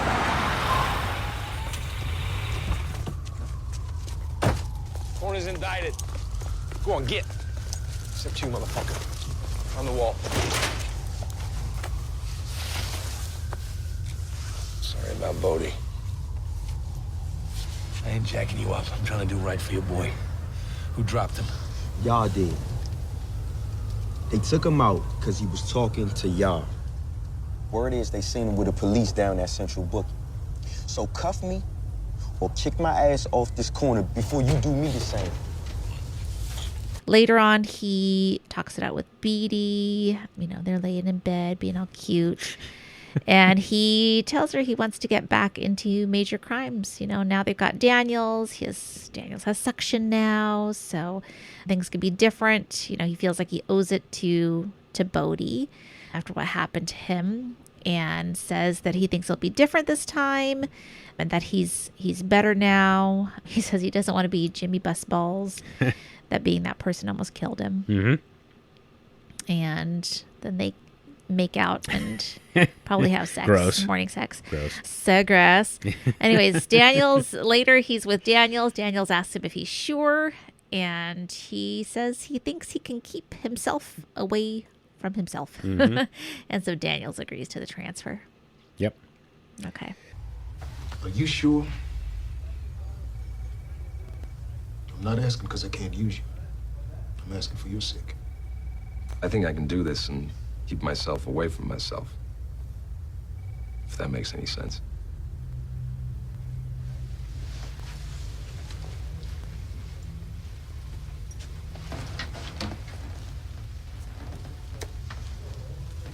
But I gotta tell you, we're not gonna get Marlo Stanfield or anyone else above the street, not on street rips. What do you suggest? Either a wired CI or Title III. That's what makes this case. You sure? Maybe you do this fast and clean and simple. Then you don't do it at all. Chain of command, Colonel. So a couple of little just connection points. So that's the same office that McNulty goes into to talk to Rawls when he gets his first talking to. And then, of course, Daniels gives McNulty the same kind of, not speech, but same lines that McNulty did in that first episode where he's trying to tell Daniels how to run the Barksdale case. So just a nice bit of, imagery there, mirror imagery. There you so, go. Yep. Good Pretty stuff. cool. Yep. Okay. I'm going to move into the Dukie Michael Dichotomy. Okay. All right. Boy, these guys have things changing in very different ways for them. So Dukie, we have Dukie looking at his previous residence and, looks just terrible. There's like a whole bunch of crap all outside. That's Randy's. Oh, that's Randy's place because that was the place that was, okay. Correct. That's why it looked all burned. Okay. So then he heads to his home, which is Michael's place now, right? Michael had offered for him to be able to stay with them. And he comes up and he overhears Michael with a girl in his bed. How old is Michael again? 14, 15. Good Lord. Sounds like it might be her first time. I don't know. Anyways, he goes into a bedroom and he sees Bug there. He puts the blanket over him, sits on the bunk below Bug, and Michael and this girl start having sex. We assume. That's what it sounds like. There's some knocking sounds going Sure, on. yeah. And that's what Dukie gets to go to sleep to. He doesn't look very happy about it. No. But he starts toward his first day of high school. He's got his backpack. He's walking in the direction. We see the building. He kind of stops. He gets bumped by a couple of other high school kids, and he turns back. I don't like this. Yeah, I mean, I don't know. I'm not sure what to... Yeah. I guess if you're just hanging on by a thread, yeah, just that guy bumping into you, yes, intimidating you, yes, that's all there is. Just enough. Yeah. Marlo visits Michael another morning along the line here. I don't know, not sure on the timeline here. Michael, it's morning. Michael's getting dressed, and Marlo notices the ring that is on a chain around his neck. Oh, that ring! Yeah. Where'd you get that? Right, this is the ring that belonged to Old Face, Andre, then Marlo, then Omar, and then what's his name? Watkins? Walker. Walker. Yeah. Anyhow, he puts Michael in charge. Oh, well, Michael says, "Do you want it?" Marlo says, "No, it's okay." But he puts Michael in charge of Bodie's corner and also gives him another job, this other thing, but we don't know what that is quite yet. Snoop says, "Hey, if you don't mind me asking, who did we drop for you?" And he looks in the kitchen where he sees Bug eating breakfast, and he says, "Bug's daddy." Do you think Bug could hear him say that? Probably. If he did, he probably wouldn't have made the connection. So I don't think he knows. He just says so matter of factly. Yeah. It's really weird. Yeah. Okay. What up? Still asleep? Early bird get that wine.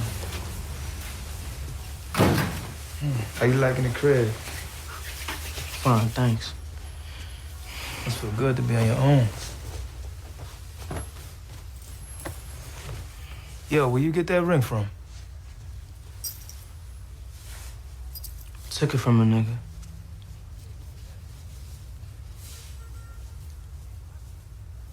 Why, you want it? Nah, you keep it, shorty.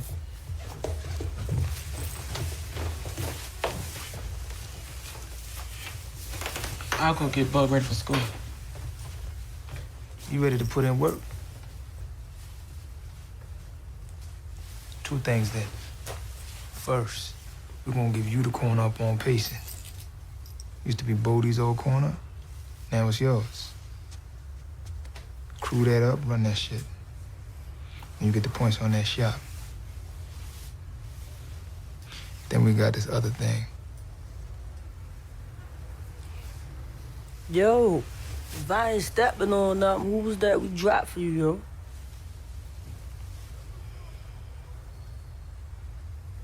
Bug's daddy. What? Yeah, just a note about, I liked Early Bird Get That Worm. I thought was kind of a funny line coming from Marlo. Yeah. But just a little note, it really doesn't matter, but the last time Marlo saw the ring, Omar had it. Yes. So it's quite likely that Marlo thinks that Michael took it from Omar. Omar, yeah, because he says, I just got it off this. Yeah, he just took N-word. it. Yeah. So which I just thought was kind of cool. Like, I don't know if that added a little bit more cachet to Michael. So interesting. Okay, right. I forgot that. Yeah, he doesn't know that it ended up with Walker. Right. Okay, Dukie goes to see Prez and gives him a gift. It's like this nice pen in a box. Prez is like, "Hey, where's your backpack?" "Oh, I'm going to go back by the house and get it." And Prez tells him he's always welcome to come by. He wants to know how it's going with him. And Dukie smiles and leaves. Yep. Yeah, and I feel like they held on Prez's face at the end there because... They do, because, he doesn't quite believe. Oh, I was thinking that he... yes, on that. Yes. And also that he wanted to say more, but he had to hold himself back because of what Donnelly said. Like, you just can't... You have to draw the line. Yeah. I don't know. I think you're right. Which is, so he just kind of... He knows he can't do anything about it. And he just has to let him... So, anyway, it's too bad. Later on, Michael, he's got his job. He walks up and to this dealer, and it looks like the dealer just thinks he wants to get some drugs from him, but instead he just straight up pops him right in the head. Yep. Just cold. Yeah. And he gets in the car, and Chris tells him that he can look him in the eye, no matter who he is or what he's done. Mm-hmm. So. Yep. It's so interesting. Just a note, that is confirmation of what you suggested. Yeah. When Chris beat Michael's dad to death. Yeah. So that Ed Burns confirmed that essentially they were both sexually abused and that was their connection. So, okay. Yep. Yeah. The thing that really I guess I just find so unnerving. I mean, it's like, the murder is not so much. Yeah. But there is that. But he just gets in the car and just looks so tired. I know. I don't know. I'm thinking about, for whatever reason, the movie Unforgiven came in to my head where there's that kid. Yes. He shoots the guy. Sorry, spoiler alert. He shoots a guy while he's on the on the crapper, and he is just absolutely completely broken up about it, and he just he can barely live with himself. And here's Michael. He just shoots a guy to death with one shot, and tired. he's just like, I'm just gonna close my eyes in Yes. the back seat of this car. It just know. feels so creepy. Just how cavalierly he just killed somebody. That's so true. Yeah. Okay. We're going to move on to final grades here. Okay. Prez is proctoring the state test. Prez sees Calvin's paper. Calvin says he's done. There's nothing there. Yep. But most of the kids do try. Mm-hmm. In the special class, only Namond, Zenobia, and Darnell seem to really be trying. Mm-hmm. Ms. Duquette tells the class later the next day that the program is over.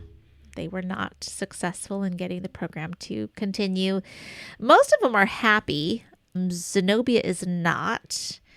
Colvin asks Namond what he thinks. He says it was all right, but maybe it's time. Mm-hmm. Kind of showing his growth and transition. Mm-hmm. But I ain't want to go back. Program's ending, Zenobia. Yeah, boy. Back to gym pop. Yes. Out this bitch. Pack my bag. What about you? I mean, this was I. But maybe it's time. And then near the end, Prez gets the test results. He's actually kind of delighted by them, the number of kids that are proficient, until Sampson tells him that proficient still means behind grade level. So really they're just, kind of setting up the curve this way so that they can feel good about themselves. Yep. She does reassure him, though, that he's doing a good job. Right. And we are back in the classroom. The kids from the special class have returned. Prez welcomes back Albert. I think mouths off, Mm-hmm. Yeah, it's your worst nightmare, but everybody's just kind of silent and looking at him. And so he kind of shuts him down pretty quick. And he says, I'm just kidding. Yeah. Yeah. I mean, I think there's something really interesting about that, so just to back up a little bit, and actually I don't need to tell you, but David Simons was saying how the statistics are lies.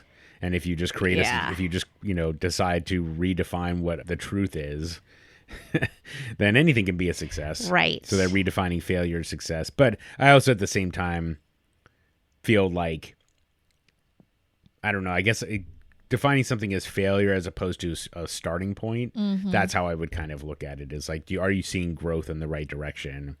Is how I would want to, I would want to be evaluated. You know what I mean? Yeah. So, but nevertheless, that's not how the I guess what they call the Puzzle Palace thinks about it. It's like, oh, as long as you're hitting these marks, we don't care about anything else. Right. We don't care if the kids are actually learning or anything like that. So yeah. Anyway. But then the other thing I just wanted to ask you about is like, so Albert's comment, you know, I kind of like it. I feel like because there's now this like kind of communal policing in a way. Yeah. Nobody's responding to his comment, like whereas before it would have gotten a joke. Yes. Like, did you see that kind of thing where like a misbehaving kid, because there were like the majority were trying to pay attention, or were trying to adhere to what you were trying to do, that they would respond, or no?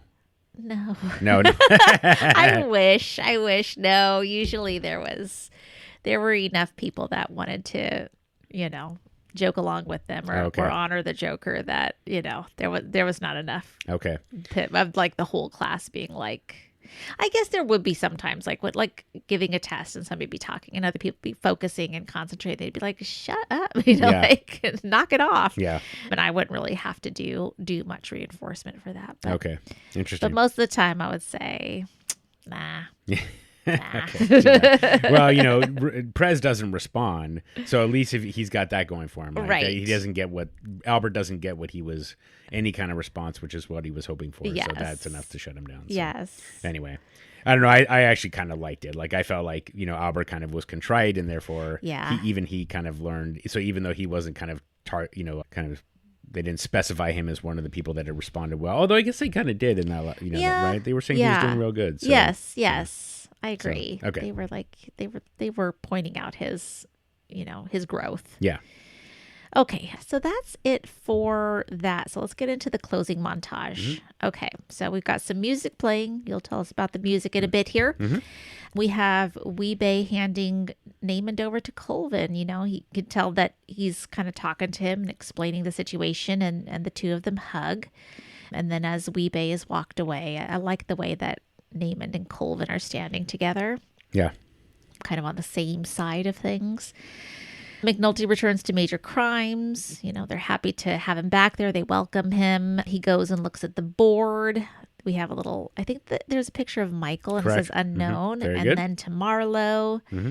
We have Herc facing a trial board. Mm-hmm. He looks very sad about what's going on. Mm-hmm. We've got Prop Joe and Vondas meeting, but Marlowe watching on. Correct. We've got Colvin at a presentation that Parenti is giving, but then he walks out. Bunk, Crutchfield, and Norris are looking at a map of where the bodies are and the evidence. Landsman walks out, and there's, a bunch of bodies still piled up on the board, the added piece of paper hanging down from the whiteboard. Mm-hmm. Carcetti and Perlman and Daniels all have lunch together. Burrell and Clay Davis are looking on. Yep. We've got Prez seeing Dukie working the corner selling drugs and kind of watching. And then Kennard comes up and Prez takes off and Kennard spits on his car. Kennard. Randy has snitch bitch written on his bunk. He kind of starts going through things on his bunk, and then these big boys come in and he gets a beating once again. Dennis is doing his thing in his gym, but the nurse is with him. Bingo. So she's his girlfriend. Mm-hmm. It's nice. Carcetti is grinding through budgets. You can see behind him there's a presentation with a big pie wedge and question mark next to it. Carver gets on some kids that are playing in the area where the boys were hanging out. You could see their names in graffiti on the wall. We've got Michael helping Bug with his homework. Later we see Michael asleep in the car, and Chris tells Michael to wake up and to ditch his gun in a sewer. So we have all that. And then we get to Namond, who is on the porch. It's a beautiful sunny day. He's living at Colvin's house. He's got to get ready for school, as Colvin's wife and Colvin tell him. And who rolls by? It's Donut, a stolen car. And they nod to each other. Donut rolls off. And it's just a quiet street. Yep. And the episode ends. And the season ends. Yeah. How'd There you you feel go. at the end of the... I don't know. It was not, I don't know. It didn't leave me with a very strong feeling either way, I guess. No. Okay. No. Yeah. How'd you feel about it? I think I still remember feeling distinctly disappointed. Okay. Only because like, what? Yeah. Marlo? What? Anyway, Yeah, but yeah. That's because I mean, I'm still pretty immature when it comes to that kind of stuff. Like, I need Like, I want closure. more, I need yeah. closure. So, you're just hoping for something. And even then, I don't think I'd quite. It just, even though I'd seen it already, like I just don't think it registered with me. Like when you hear the music come in, and like that's it. Yeah. Yeah. I mean, so I had to just call one thing, just because it's been bugging me for like since we did season 2. When they first put the red names of the Jane Does up in season 2, I had thought that the names extended down, but I was thinking about this. And so okay. I said, oh, yeah, there's a paper hanging down. Except, no, there was no paper. It was This only is in this when one. the paper was hanging down. Okay, So okay. that's a lot of... Although it's funny. I mean, it's funny. It's only 8 more bodies than in season 2. Right, so, right. At this point, anyways, right? Right, exactly. So the song is called I Walk on Gilded Splinters by Paul Weller. The original was sung by Dr. John. Okay. And it's... I looked up trying to get the meaning of it. It's a very... So Dr. John said it's like this New Orleans voodoo kind of refers to the New Orleans voodoo, I guess... What's the word I'm thinking about? Just kind of, concepts, I guess. So like walking on gilded splinters is supposed to be like part of like how the world is made up, and like there's all these splinters, and then the king of the Zulu, and there's a zombie king they mention, and it's like that's the name of one of the voodoo gods is like sounds like zombie. So anyway, but that's all I could kind of pick out. So it's just really like David Simon just seemed to like the song, so which is fine. It's an interesting. It's certainly an interesting song, so I enjoyed listening to it. But otherwise, it didn't feel like it had quite the symbolism the other ones did. Okay. And then just a couple of little things about that, like Kennard, when he spits at Prez, for whatever reason, after like the 3rd or 4th time, I noticed that he was like loading up. on that as he's watching, and like Jim Trufoss is going to drive away, but he takes his time, and Kennard is like sitting there like just getting working spit. That spit. Yeah, so which I thought was funny.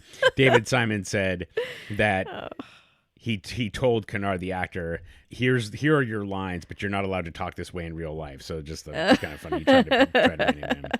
And then David Simon also said about Randy, if you're going to lose a fight, at least get the first punch in. So it's hard to argue with that. Right. And then he also said that the Fayette Street graffiti that Carver sees when the kids are banging on the refrigerator and stuff, like that's something that actually is a relic of life in Baltimore. Like people will spray paint their names even after they're in jail or dead, and the names remain. And so David Simon would see those names around the neighborhoods, and he would think about the people that he knew. So here's the last bit, and spend a little bit of time here. So talking about Namond. So first of all, Halito McCollum, he would hear after that season, people would come up to him and say that they didn't want Namond to basically be the one who was saved. They would say, "Man, I really didn't like that guy. I didn't want him to be saved." God. And so it's, but it's just like the way it goes, where you have like Randy or you have Dukie, who have all these, kind of are these more shining lights.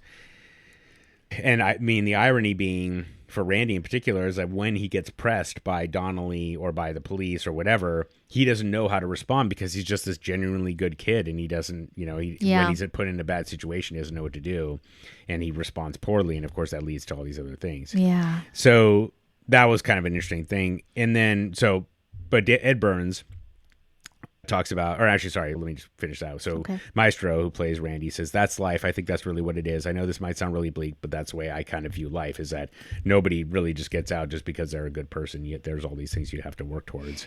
And, hopefully, and circumstances also have to work in your favor." So Ed Burns said, "You can rescue a child, but you can't rescue the children, and that's the difference.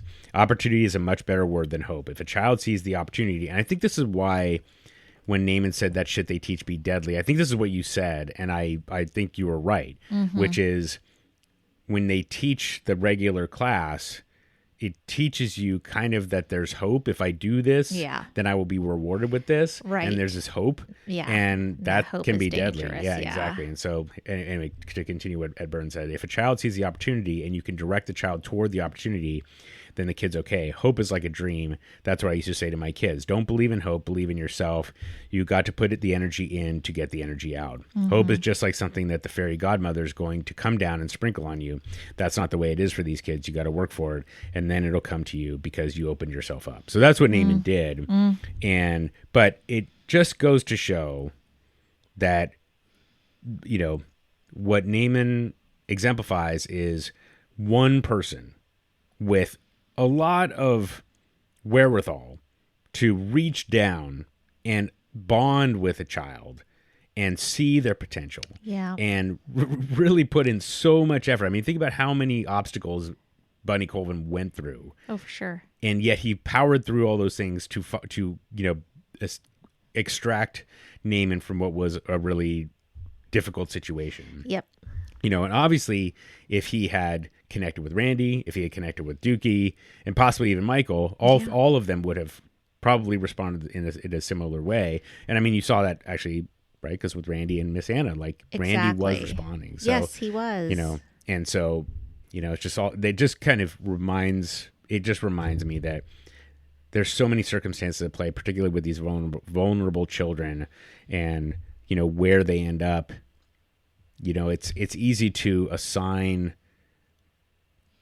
responsibility based on a snapshot, right? Yeah. You see somebody at 18 and they're in jail for the third time or whatever, and you think like, oh, they're just clearly making bad decisions. But if you unpack it and you understand where they're coming from, it's a harder journey and people have to push through it. Right.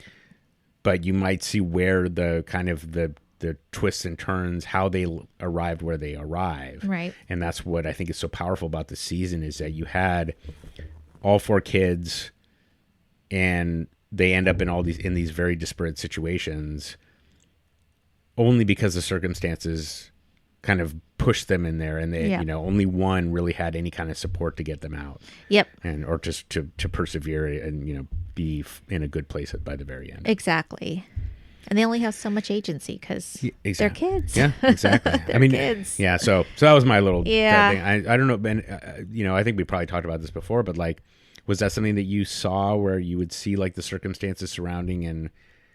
Oh, for sure. Yeah. Yes, for sure. Where I mean, it really is. It just controls so much of what their outcomes are. You know, and just for good and for bad, and you know, and unfortunately, schools can't be everything for everyone, right? Like it's they're taxed, and it's, you know, it's there's too many kids, there's not enough resources, but it's just unfortunate to see, you know, just to connect with the characters, the kids, and to know that there are real kids out there like that who are having the same issues. Yep. Yeah, I wish there was like, I think that's probably part of the other reasons. I feel like, okay, here's this big pile of shit that the Wire has just dumped on us. Like, what can I do, Ellie? Yeah. Do you have any, I mean, honestly, like, do you have, what would you recommend to, you know, just where to start? Well, I mean, you know, like there's like a lot of schools have like lunch buddy mentor programs, which are really great for kids who don't have other adults in their lives that they can talk to. I don't know. Big Brothers Big Sisters used to be a really big thing, but that's not so much anymore because too many pedos. Ugh. I know. But I did that when I was younger. It was actually, they had a big buddies program that high schoolers could do. You paired up and then you got with another high schooler, and then you had like two younger kids, and then we would like take them to movies or to the zoo or stuff like that. I think that's like a big thing, is just finding ways that you can make that kind of impact. And of course, you know, voting, right? Yeah. Like use that to help. Yep. Boost schools. Yeah. You know. Yep. Okay. Well, there you go. I mean, I guess that's it. And I'll say my life lesson, but for a little bit later. But it is connected to that. So okay. So we covered, I think, most of the callbacks. So I will say a couple of things I forgot to mention when they're talking about the locations of the bodies. They mentioned the East Side and how that threw them, and which of course actually slowed down the investigation because now they had to go citywide, right? Even though it was only to take care of some of the New York drug dealers that had come down, and Marlo was helping out the co-op. Oh So my that's what they gosh, said. I kind of forgot that like a lot of those guys are New York guys. Right, exactly. Oh man, So okay. it wasn't, and it was only 5. I mean, God, only 5, but that it wasn't, extensive, and it didn't mean that much. It didn't mean going more further west. It was or further east side. But it threw the police off for that matter. They did also mention in passing that there was a security guard uniform, which just was really dark, right? Because I was the security guard from the store, so they closed that one. They found his body. Dang, Chris, good. Yep. Yeah, man, I miss this stuff. So, and then the last little bit is David Simon talking about Carver punching the steering wheel, and just how Carver felt personally responsible, and how personal responsibility can be. We want people to have personal responsibility, but it's also an incredible burden, and so that's what that really demonstrated. And I thought that was a really good line. It's for sure. It's a virtue, but it's also comes with its own burden. So, but the burden is worth it. Clearly. So, okay, well that gets us to the end of our categories. So, but I'll tell you, like the music for this particular episode, I'm not sure why there weren't any. The songs were specified, but I don't really have a lot of locations, so we'll have to. I'll just mention them, and maybe if you know where they are, listener, tell us. Corrido a Santa Adelaida, by Dueto Bertin y Lalo. Okay, good job. I can speak Spanish, and I'm just like reading this off like I've never seen the word. So this was when the Omar's crew is distributing all the drugs. That's what you hear. Now, so again, no location for these. When you see us by the plague in dark. Oh, that's just filler. I'm a baller. Nope, that's also. Oh, sorry. Some of these. Okay, sorry. I'm better. What are you telling us? No. Sorry. What are these songs? So no, sorry. So the songs in for some reason for season 4, they reference like.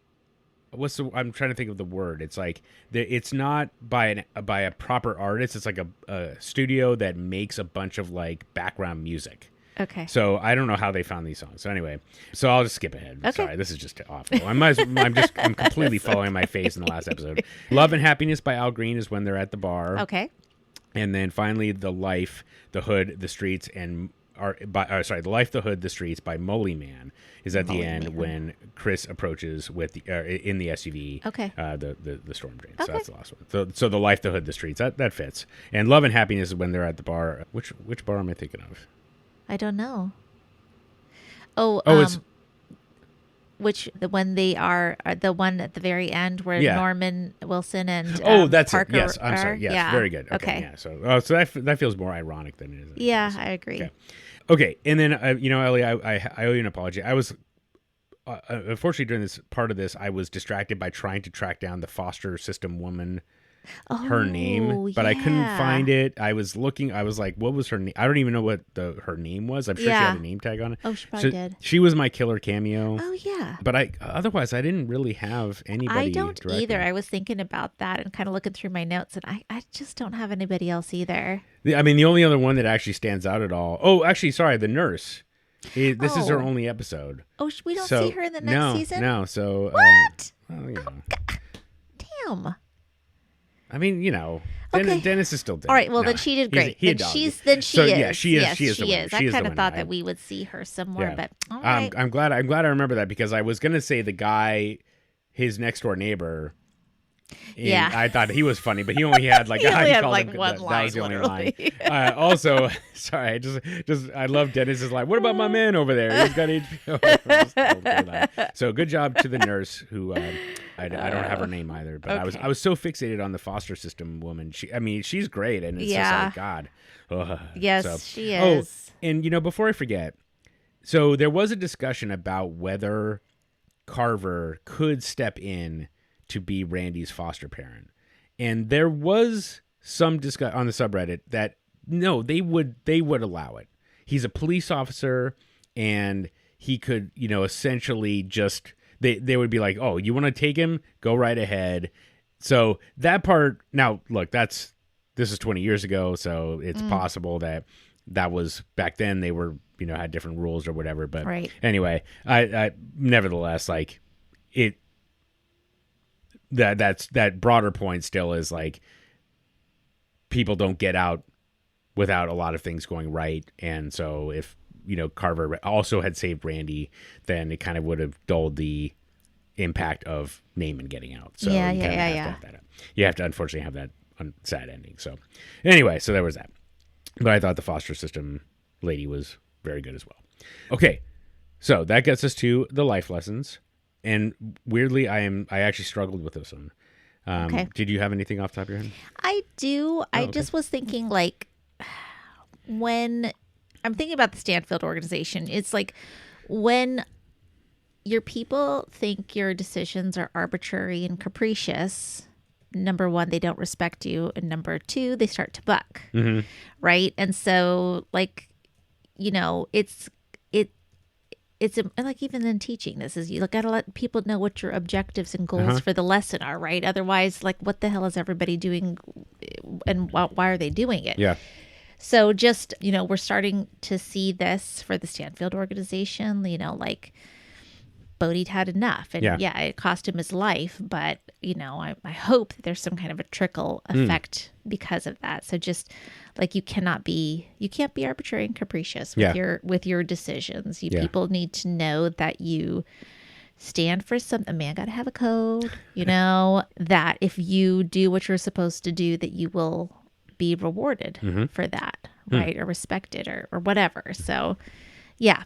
Yeah. So be transparent with essentially your decision making. Yes, exactly. People need to know why it is that they're doing what they're doing. So, yeah. Do you, do you find that, do you try to maintain that with your kids? Like I do. I mean, sometimes it's because I said so. Yeah. Right. And I don't want to have to explain every gosh darn thing. But for the most part, I try to just make sure that, like, my reasoning is clear. Yeah. Or later on, I will explain, like, look, here's why I had to do this. It's because da da da da. Does that make sense to you? Yeah. Oh yeah. Okay, it does. No, that's right. Yeah. Right. Yes. Otherwise, it's just like, oh, she just wants me to do that just because she's torturing me, or whatever. I totally agree. Yeah. Yeah. The more you can give people context to find, like, that common language, that common ground. I mean, and that's kind of what you saw with Colvin, right? Right. Like, he's just trying to share all the things that he sees. Yes. And Weebay is able to identify. That's it for me. Okay. I mean, everything else is just like, stuff we've talked about before, I feel like. Yeah. Well, I did have a few. Okay. So the first one is with Bubbles, take ownership of your actions. Like, even when they don't reflect the way that you want them to. Right. You get so much further. This is true. By owning your decisions. This is true. So, which I just, and Bubbles, like, he's always going to have the pain with him, right? He's going to carry the results of his actions for the with rest him. of his life. But by owning it, he, essentially makes that his next step is a little bit easier than it would have been. This one is a little, I'm not sure what the word is, but Bodie kicking out the windows of the radio car is, in a weird way, stick with me here, is kind of he's taking out his frustrations sideways, not upward, right? And I see this happen a lot. So because basically police officer in a radio car, they have they're essentially a pawn in the game as well. Yeah. Right. There's on a different side of the organization. Right. They're in the police organization. Right. So, and it's just one of those things where I see people kind of like arguing, like you see people arguing on social media all the time. These are two people that have like almost no chance at affecting any kind of real change. Yeah. Don't argue with each other. Because more often than not, you're going to have similarities, common goals and desires at your core, then you have differences. Right. Right. And so, for sure. Obviously, like, not to go too far into it, but like, these social media or TV or whatever, like they thrive on conflict, but not people going up. Right. Yes. And essentially making the decision. So the police officers protesting up the chain, or the teachers protesting up the chain, or, Bodie going up to Marlowe. Now, obviously that's some of these they don't work that way. But Right. the point is that largely the people higher up are the ones who can affect change. Don't argue across, right? Because build a coalition across and work that way. Yep. So anyway, so that's just something like, just if you find yourself arguing with somebody that's like a neighbor or whatever, it's like, that division only helps keep it at the wrong level. Yeah. Right. So if you find yourself doing that, just pause. Remember that you probably have more in common with the person next to you than the person above you, and try to work together to try to affect change. Hopefully in a constructive way. Yeah. I'm not saying heads on pikes or anything like that, but and then finally, Ellie, I just completely sneaking this one under the gun, but I loved your comment. The lunch buddies. Yeah. No change, no effort is too small. Right. And if you feel like there is something that you can do, right? Like we had ice, I think it was at like the taco time near us, I want to say. And, I was at work. I'm like, I should go there, but I can't, whatever. I'm afraid. I was afraid of going over there. Yeah. And it's like, I wish that I was more brave. I wish that I had the courage to go do something, but I can't. Mm-hmm. Or at least right now, I don't have the courage. But if I can go do something else to help somebody else, right, even in a small capacity, that's something you can build on. For sure. So, okay, fine. I wasn't able to do that then, but maybe I can go do something else somewhere else. Yep. And make those small incremental changes. And you never know. Yeah. In fact, I just heard this morning. Somebody else was saying, you never know when these small actions might have ripple effects that you don't. Yeah, that you don't anticipate. And do Ellie the does, thing you can do. Ellie is a shining example of both big and small. Oh, well, so thank you are. I mean, I've seen you do it. I'm in quite a awe of you when I see you do it. I don't know how Chris, you get the that's energy. so nice. Yeah, Thank you. Anyway, that's really nice. Well, it is genuinely felt, and I am and truly admire you for it. And so I hope the listener that whatever you feel like you see out there, you feel like you want to make some change. Nothing is too small. Yeah. Go give it a shot. Exactly. Start anywhere. Yeah. Just start. As long as you're coming in with a positive, attitude, positive intent, the ripple is going to be positive as well, even if it's only felt by a few. Yep. So, okay, that is all I've got. Okay. So, wow. Well, we made it to the end of. Jeez, I think, man, this season was whoo. Yeah. It's amazing. I'm curious because I told you before, Ellie, that I felt like this season was especially hard for me, and so I felt like even after I kept thinking I was going to get my feet under me. I don't think I ever really felt like I did. I don't know. I don't know that I did either. This whole season is a tough one. Yeah. I mean, it's just so good. Yeah, it's so compelling. I have enjoyed watching this season the most. Yes, this has been like the best one by far for me. Not by far, but I mean they're all great. This one's been really good. But hard to watch. Okay, too. I was going to say hard to watch. Because, how do you reconcile thinking about this as your favorite, even though the storylines, there's so much darkness? What do you think? I don't know. Like, that I cared so much about these kids who are characters. Like I just felt totally engrossed in their lives and like I was rooting for them. Just makes me feel like it was really successful story-wise.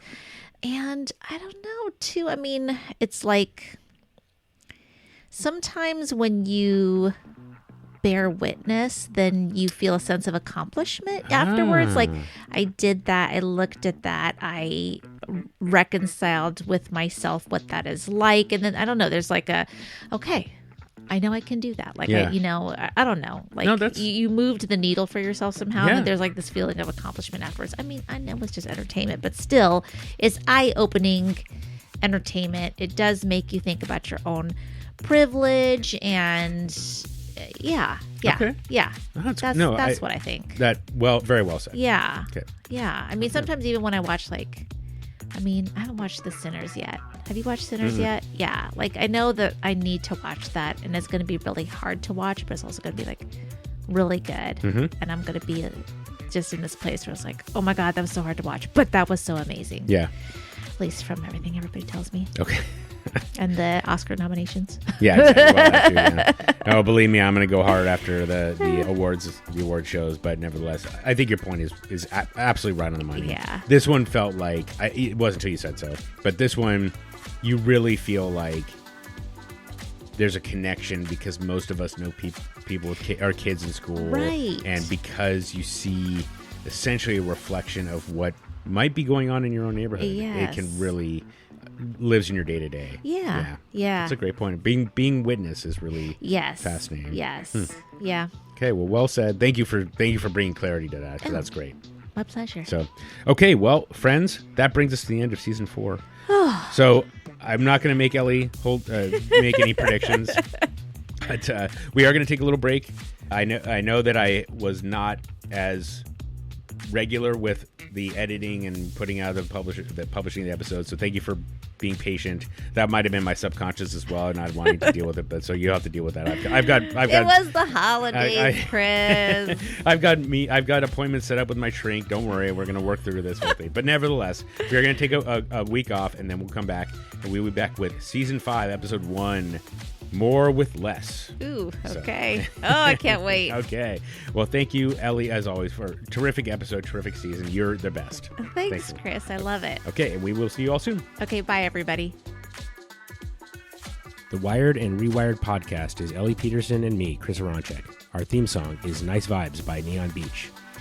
Want to holler at us? You can email us at wiredandrewired@gmail.com or hit us on the burner at 240-488-0060 to leave us a voicemail. We're Wired and Rewired on all the socials. And of course, if you like the show, please give us a rating and review on iTunes, Spotify, or wherever you get your podcasts. It helps other Wire fans discover the show. And until next time... Fuck what they say. This here's police work. And I'm asking if you police.